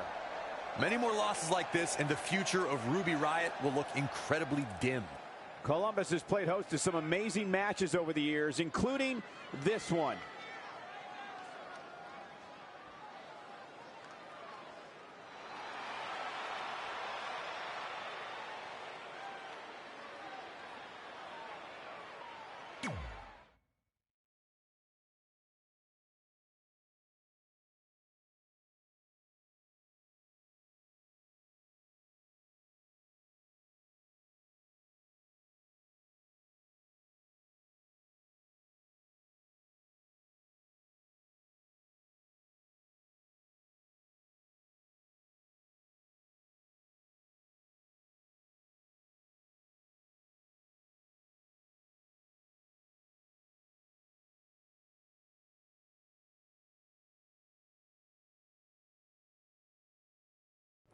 After a couple more wins for both our teams, Trey and I would be in a position we'd never been in before. Standing across the ring from each other as opponents in the finals of the Mixed Match Challenge. Good luck tonight. Seriously. Yeah, you too. Do you mean that? Because it seems like you can't bring yourself to say the actual words. I can totally say it, but now that you told me to, it won't mean as much. Come on, just say it. Good luck. Hey, look. It's your partner. How convenient. You're talking to the opposition before our match? You do realize I could give them a competitive advantage. My team doesn't need an advantage to beat someone who's had less than 5 matches. I'm pretty sure I had less than 5 matches when I was tapping you out in high school, and tonight will be exactly the same. Except this time, a whole lot more people will see me embarrass you. Come on, we need to discuss what we're going to do with our prize money after we win. I was thinking we donate it to victims of identity heft. It's when people identify as skinny, but they're actually really fat. I think Red might have it.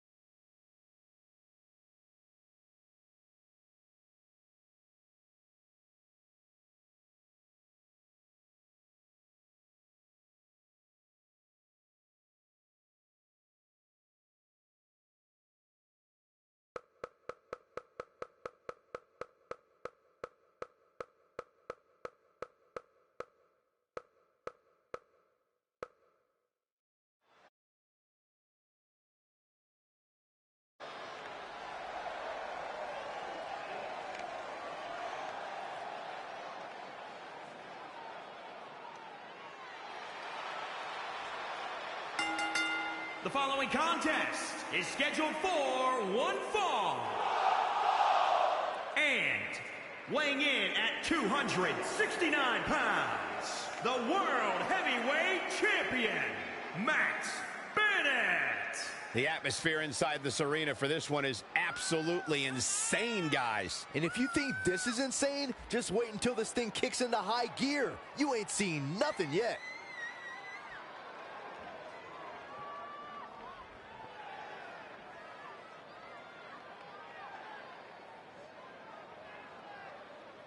I'd say that he's among the most prideful superstars on the roster today. Well, when you accomplish what he's been able to accomplish, Michael, you have every right to be proud of yourself.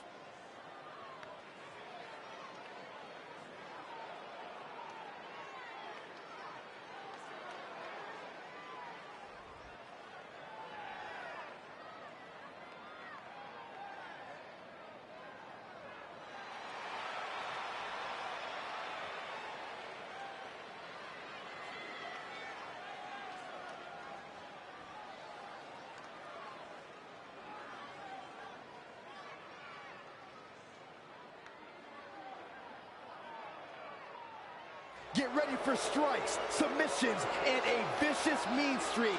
It's Brooklyn Von Braun. And from Fulton, New York, the American hero, Brooklyn Von Braun. Let's discuss Brooklyn's nickname, the American Hero. Do you think it's disrespectful toward Kurt Angle? Of course not. There are a lot of American heroes, not just one. Kurt needs to get over himself.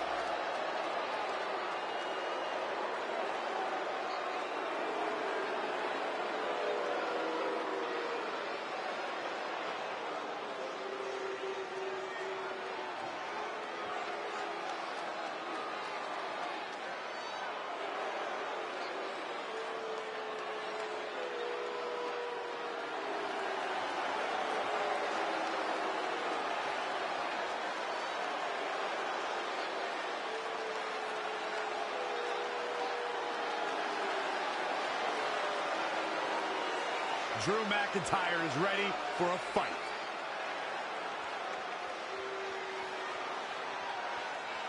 And from Ayr, Scotland, weighing in at 254 pounds, Drew McIntyre. I believe a future world champion in WWE.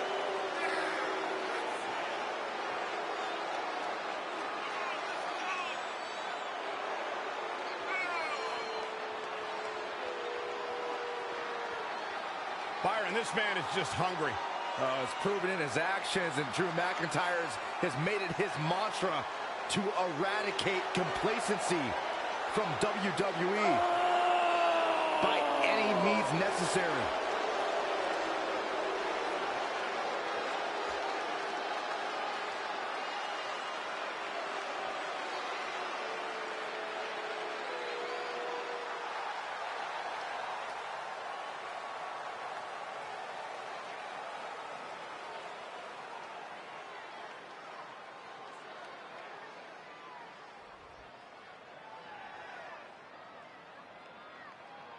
And Nicole Bennett.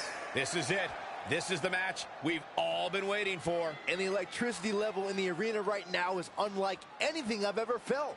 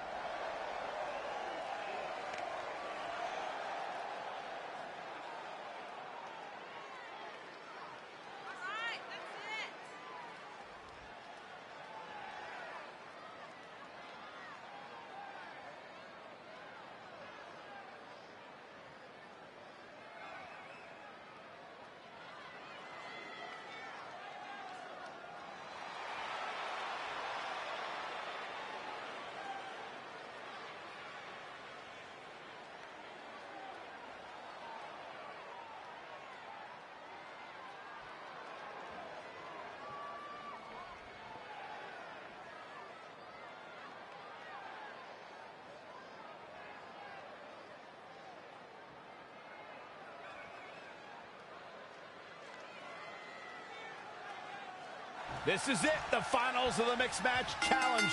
One of these teams will take home $500,000 to donate to a charity of their choice. Don't bury the lead, Cole. The charity part's nice, but the real story here is that best friends Red and Trey are facing each other for the first time ever.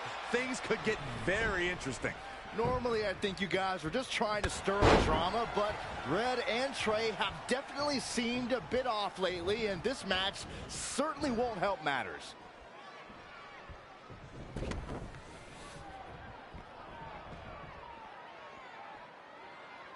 Setting him up for the...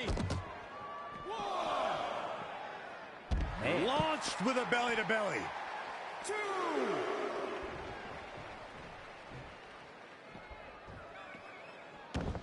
Very unique vibe for this mixed tag team match, that's for sure. It's not your traditional tag team encounter.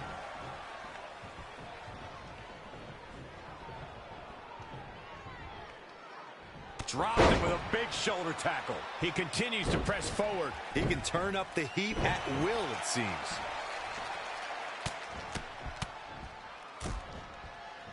Harsh impact.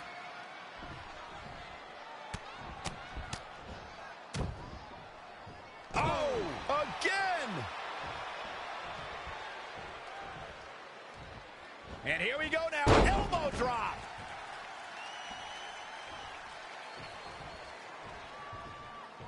And what a reversal from Drew McIntyre. Belly to belly. Vicious. Oh, saw it coming. Dropped him with a big shoulder tackle. Ooh, well measured.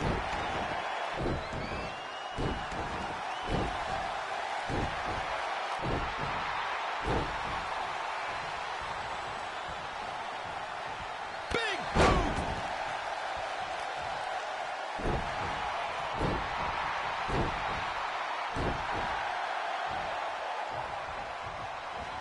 Oh, it's McIntyre turning the tables. And now that one's countered. That was impressive, Michael.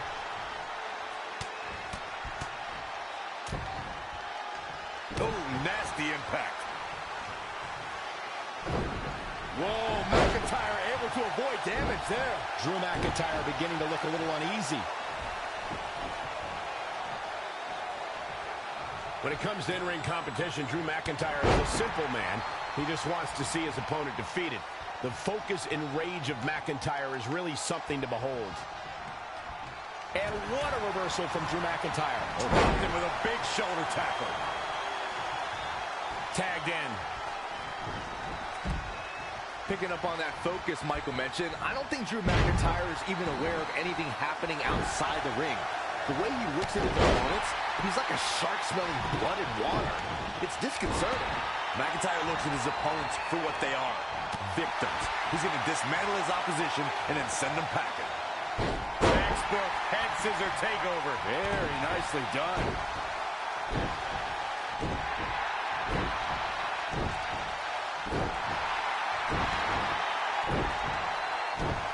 Slips out of the ring. I like her thought process here. Into the hammerlock. Oh, boy. Ooh, what a damaging blow. Oh. Ooh. She's losing some steam now.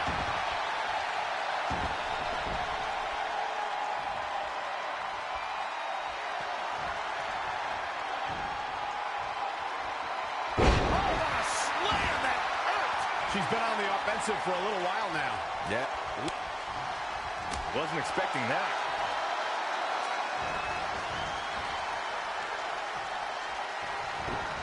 There's going to be a lot of offense in this match. Changes her fortune there.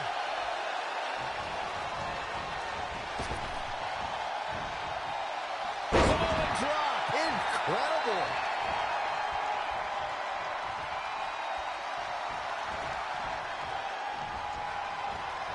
You know, there's just so much at stake for these teams in this match. A win in this one is just absolutely huge. Clothesline! Well, that'll leave a mark. The switch here to Drew McIntyre. in off the tag.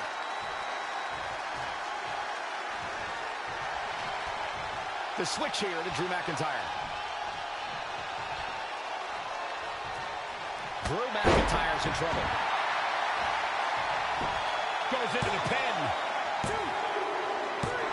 Despite their often heated and acrimonious past, Trey and Brooklyn Von Braun have managed to win the Mixed Match Challenge. I just hope that now that this is over, there won't be any hard feelings between Red and Trey. They've been through too much together to let something like this get between them. Judging from the look on Red's face, I think that ship has sailed, and she doesn't seem to be taking this very well at all. I mean, why would she? Red just lost to her best friend and her worst enemy. I'd be angry too.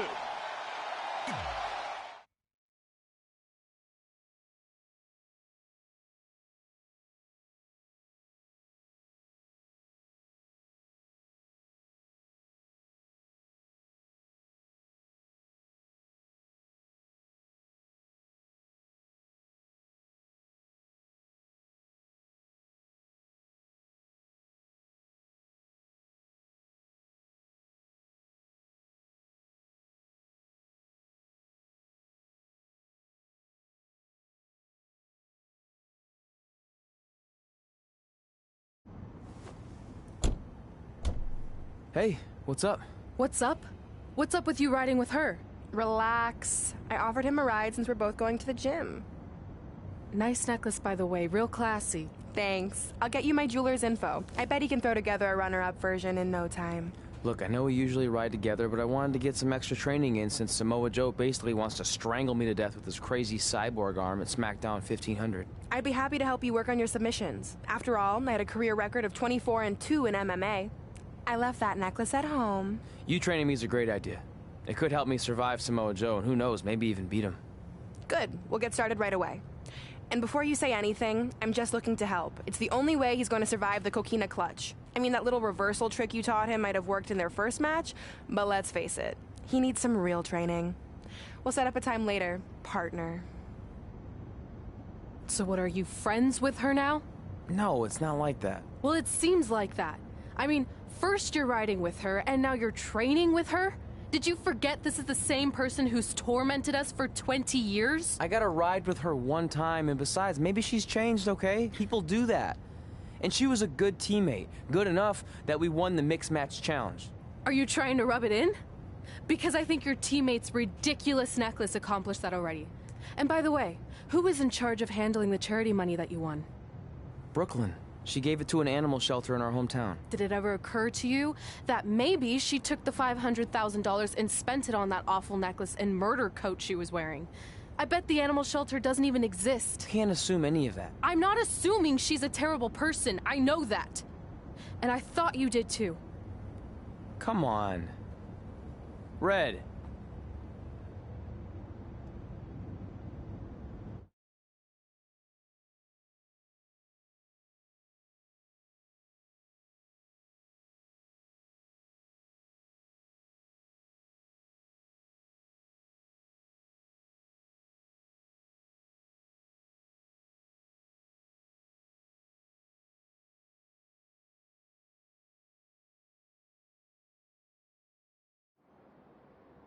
That mural's kind of freaking me out. It feels like you're watching me from every angle. I am.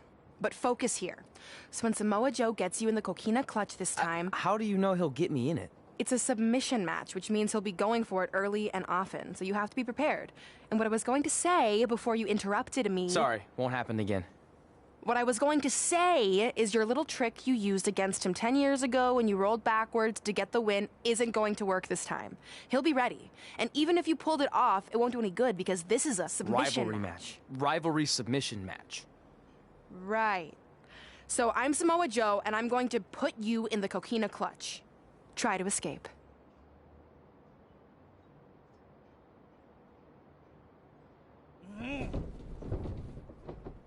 Oh, I tap. That was pathetic. I know. How am I ever gonna beat Samoa Joe? I mean, once she cinches in that arm around my neck, it's all over. Goodbye, WWE Championship. Goodbye, Trachea. Goodbye, Earth. Hello, big ring in the sky. Hopefully. Okay, stop. You're spiraling. It's not about his arm, it's about his legs. Huh? I studied hours of footage of Samoa Joe locking in the coquina clutch. You're welcome. And I discovered a hidden flaw that's going to allow you to counter it and beat him. Give me your phone. Voice password?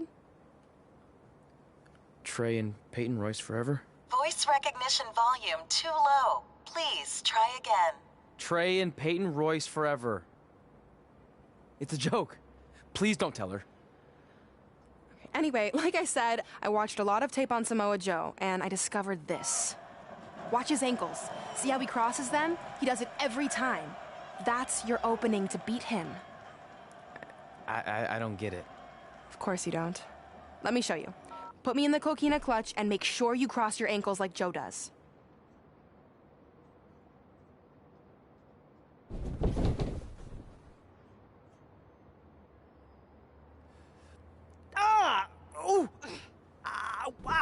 What the heck was that? The secret to not getting the life choked out of you and walking away with your WWE Championship. Wow, this is weird to say with all our history, but I don't know what I'd be doing right now without your help. I guess I've been in a charitable mood lately. Well, seriously, thanks for teaching me this. So, I guess we're good to go now? Are you kidding? You haven't actually learned how to do the counter yet. On your back. We're going to start with a hip motion. I'll film on your phone so you can watch it back later. It locked again. Trey and Peyton Royce forever!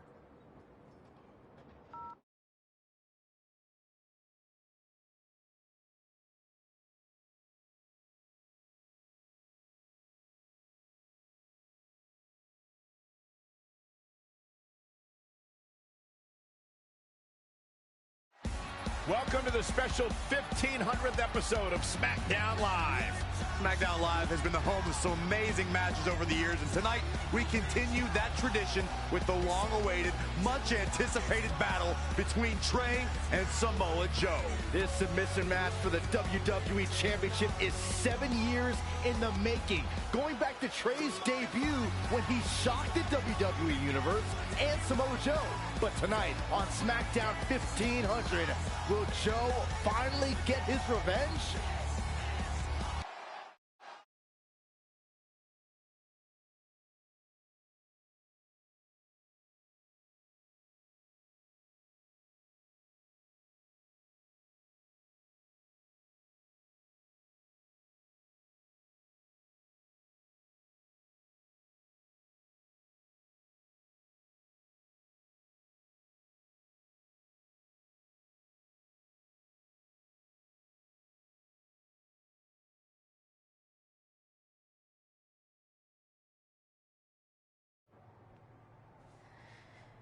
Hey, what are you doing?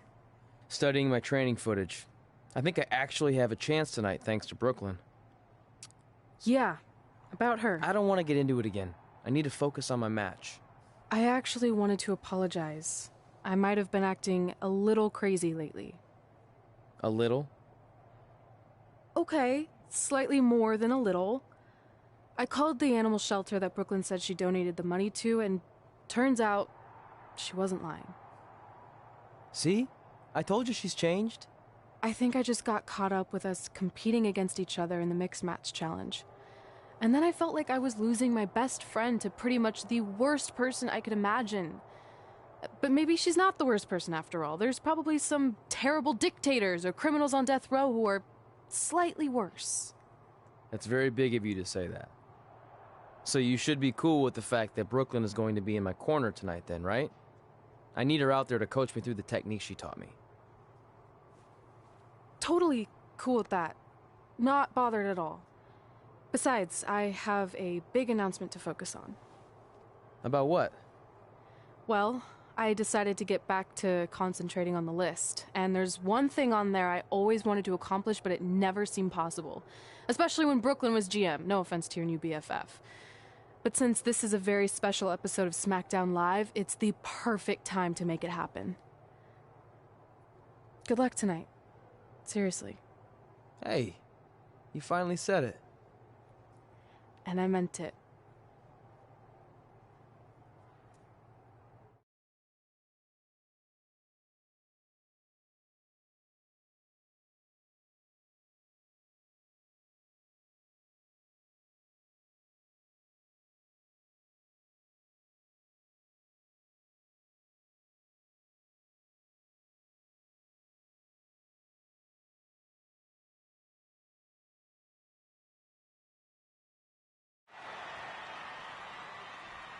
Tonight, we celebrate 1,500 episodes of SmackDown Live. On nights like this, we look back at the amazing superstars who helped us get here. For me, personally, when I was an awkward teenager, the thought that I could someday do this seemed like a total long shot. But I was inspired by women like Beth Phoenix, the Bellas, Natalia, and Mickie James. Around that time, I created this list of goals I'd someday want to accomplish if I ever made it to WWE. Well, I think I've more than made it. But there's one thing on this list that all those women I mentioned accomplished. But I never have, because it's kind of impossible now. But if I've learned anything on my journey, it's that nothing is truly unattainable. The goal I'm referring to is winning the title that I grew up watching.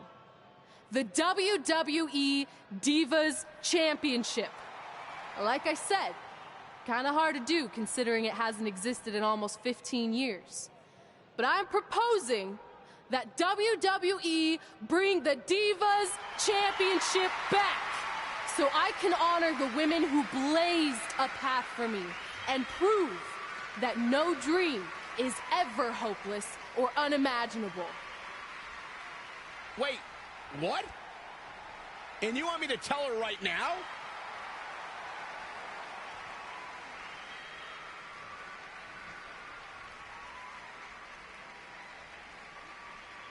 I'm sorry, but I was just told to inform you that the Divas Championship is already spoken for. Already spoken for? It hasn't existed in over a decade. How is that even possible? They said you would hear more in the very near future. That's all I know.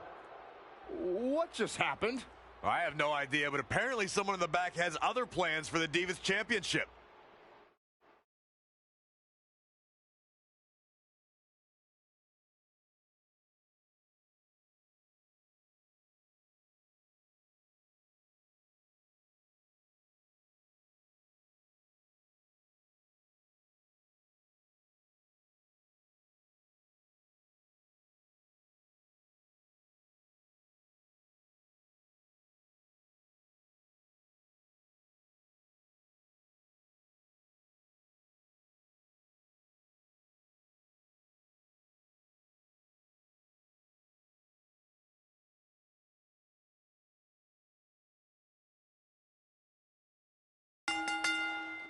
The following contest is scheduled for one fall and is for the WWE World Heavyweight Championship.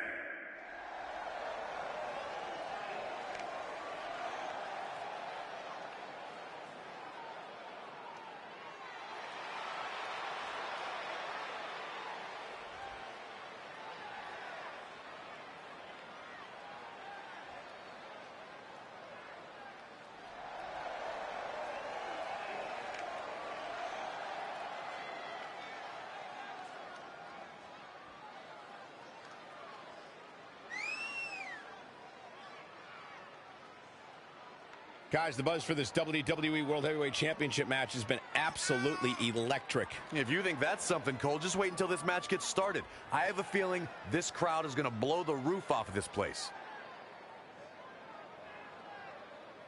And allow me to add that this just might be one of the biggest title defenses we've seen in a very long time. I don't disagree, Cole, and this is the exact kind of atmosphere where the champ excels most.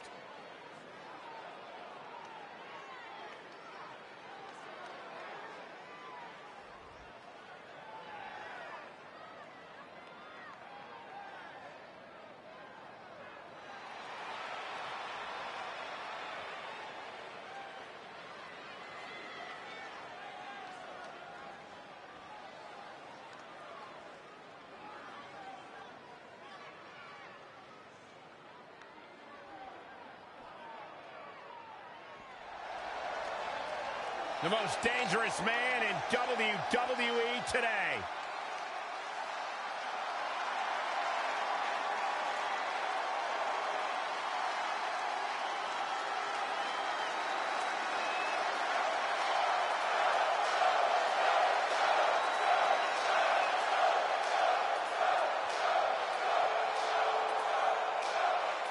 A true menace that has taken his reign of terror across the independent scene, through Mexico, through Japan, all over the globe, before coming to WWE and wreaking havoc on anyone and everyone. And that havoc includes being a two-time NXT champion, even beating a legend like Rey Mysterio at WrestleMania in under a minute.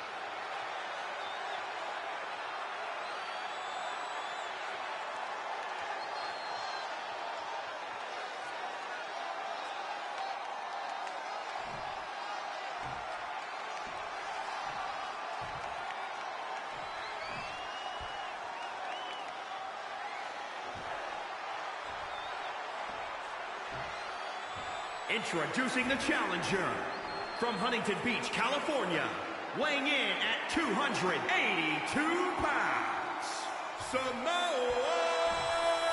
Joe.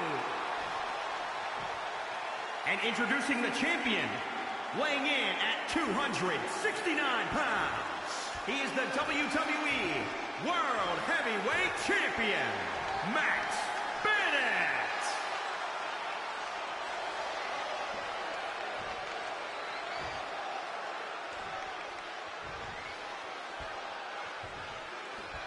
The big gold belt up for grabs here tonight.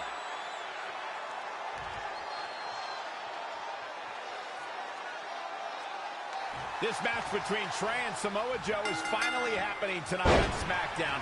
1,500 after nearly a decade of anticipation. I don't think Trey was anticipating this as much as Samoa Joe, especially considering it's a submission match, which definitely favors Joe in his Coquina clutch. Now, let's not ignore the fact that Trey has Brooklyn Von Braun in his corner tonight, who could be the difference maker.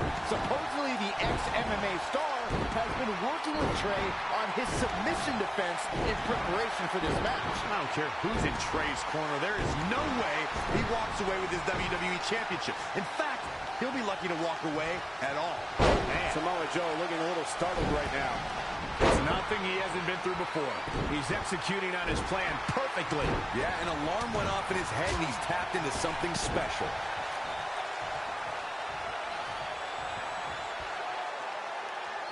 No! A slam! Alabama style.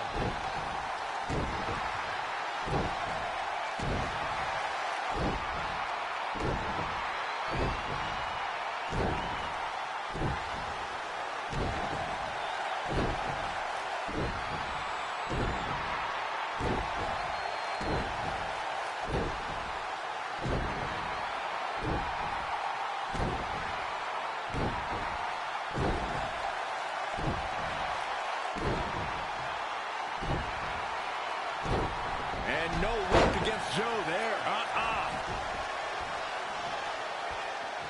You know, Corey, you and I were talking earlier about how Samoa Joe has almost cost men their careers. He's a threat to every superstar's health. And I understand Joe's goal to be the top guy in this company. How he goes about it is not for the faint of heart. He doesn't just...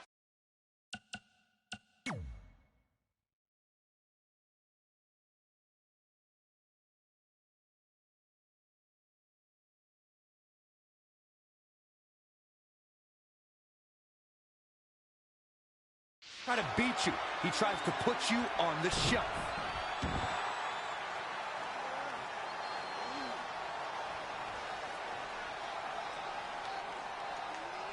And Samoa Joe locks in the Coquina clutch. Trey's attempting a counter. What's the matter? Not like you planned? It looked like Trey attempted a counter to the Coquina clutch that Brooklyn must have taught him, but for whatever reason, it just didn't work. It's over. It may not be the Universal Championship that Trey defeated him for 7 years ago, but Samoa Joe gets the vindication he was looking for, as he is the new WWE Champion. What the hell? No, no, no! This is awful. Was this some kind of setup all along? It had to be. Hindsight's 20/20, but Brooklyn Von Braun's change of heart was way too good to be true. Saxton, you said Brooklyn was going to be the difference maker tonight, and you were right for once. If she and Samoa Joe have formed an alliance, and it would appear that they have, Red and Trey's lives are going to be changed forever.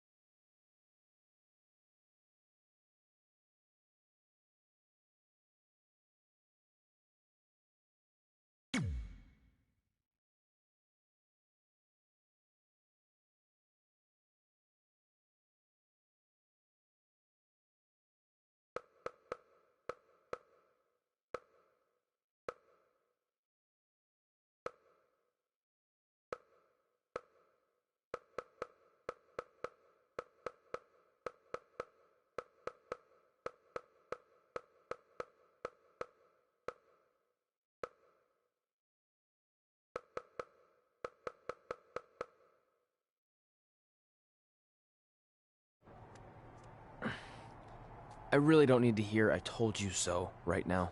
All you're gonna hear from me is I hope you're okay. I'll be alright. I just feel so stupid. You're not stupid. You're trusting and a good person. That's what separates you from people like her. Like, I appreciate it, but I still can't believe I let my guard down like that. You were right about everything. We'll make her pay for this. I promise.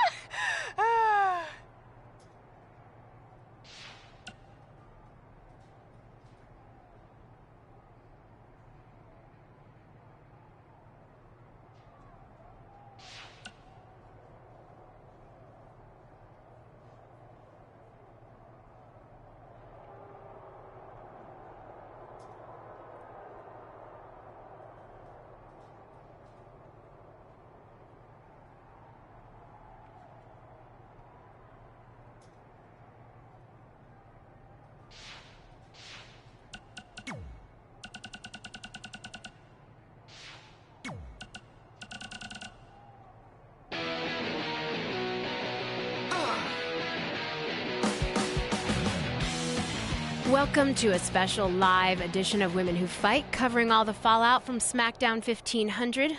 There is certainly a lot to cover. Well, let's start with the fact that there's a new WWE champion thanks to the actions of Brooklyn Von Braun. We can only speculate at this point, but it looked like Brooklyn and Samoa Joe might have been planning this for quite a while. Well, I want to hear an explanation from Brooklyn, and knowing her, I'm sure we will, but it doesn't take a genius to connect the dots.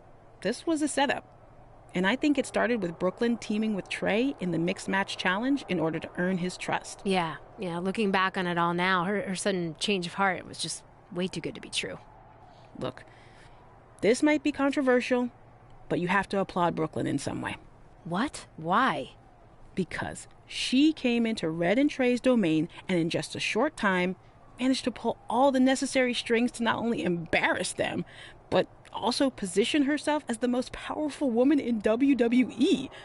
Like it or not, that's impressive. Yeah, I'm not sure that's how I'd describe it. Deceitful? Maybe vile, perhaps, but impressive? No. Look, you're obviously biased towards Red and Trey since they're longtime WWE superstars. And when an outsider from MMA comes in and dominates them at their own game, it doesn't sit well. I get it.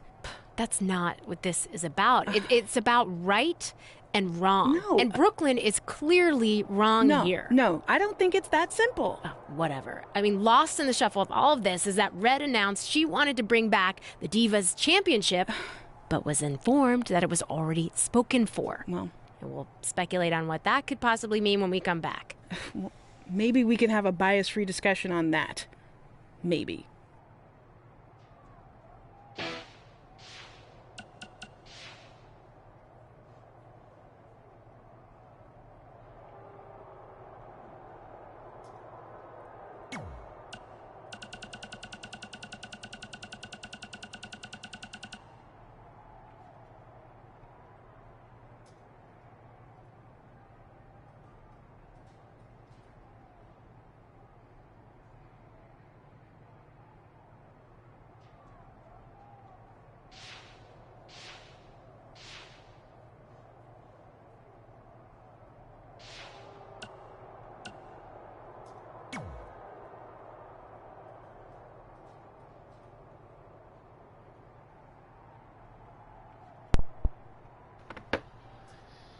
Hey guys, I was thinking that because I've been trying to cut down on my shifts to do like 2 hours in the morning, 2 hours in the afternoon for my Twitch and YouTube schedule, trying to do less streaming to make less content. Oh, not less content, but trying to make shorter videos for you guys to watch, so it makes it easier. So I'm gonna end it here because it feels like this is like, it's probably the weirdest point to end, but it's probably the best point to end here. So yeah, I'll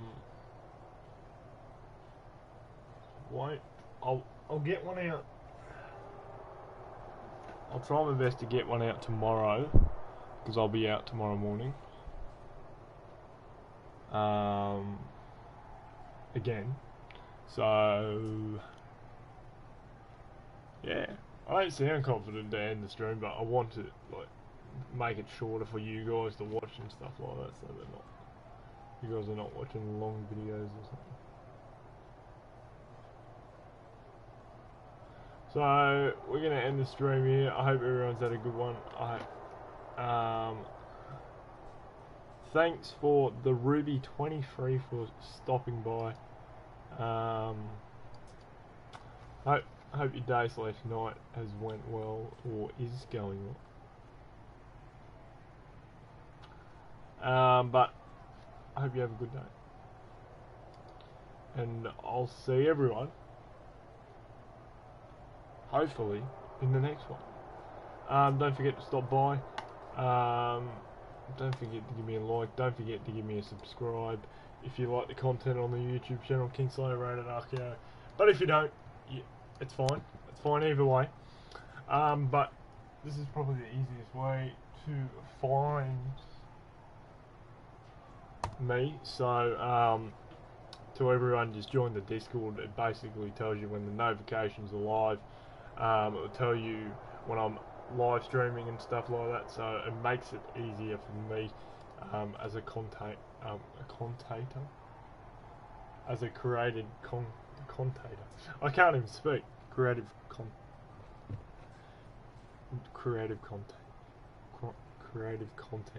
creator. I knew I'd get it eventually. But thanks for everyone stopping by. I hopefully to see everyone in the next one.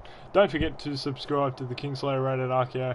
My name is Matt Bennett, and I'll see you bloody legends. Aussie. Take NXT Takeover tonight, or on tonight. SmackDown Friday night. SmackDown. And Glenn Hunt.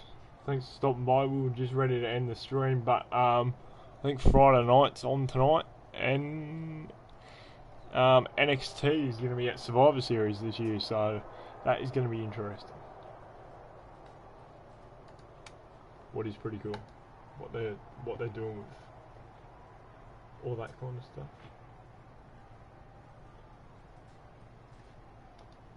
Yeah, we were just ready to end the stream. Glenn Hunt.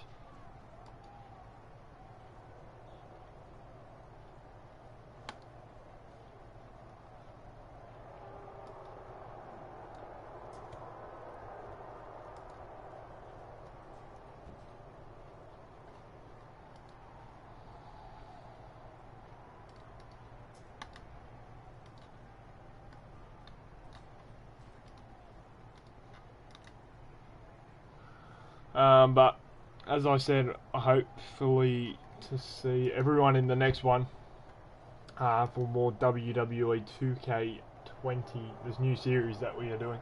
Also, do you guys want some more Minecraft on the channel? Don't forget, if you want more Minecraft on the channel, give me a thumbs up, give me a like, comment down below. We want more Minecraft or something, because the Minecraft series hits it off pretty good, and we haven't uploaded on the Minecraft series for a long time, so it'd be a pretty good idea to kind of do some more Minecraft. But it's up to you guys. Do you guys want some more Minecraft? Comment it. Excuse me, I just burped. Comment it down below if you guys want some more Minecraft on the channel of Kingslayer Rated RKO. Don't forget to subscribe. Give me a like. Comment down below if you have got this far in the video. And don't forget to see the one and only Kingslayer Rated RKO next time. And I'll see you, bloody legends. Aussie, Aussie, Aussie. Oi, oi, oi. In the next one. See you later. And goodbye.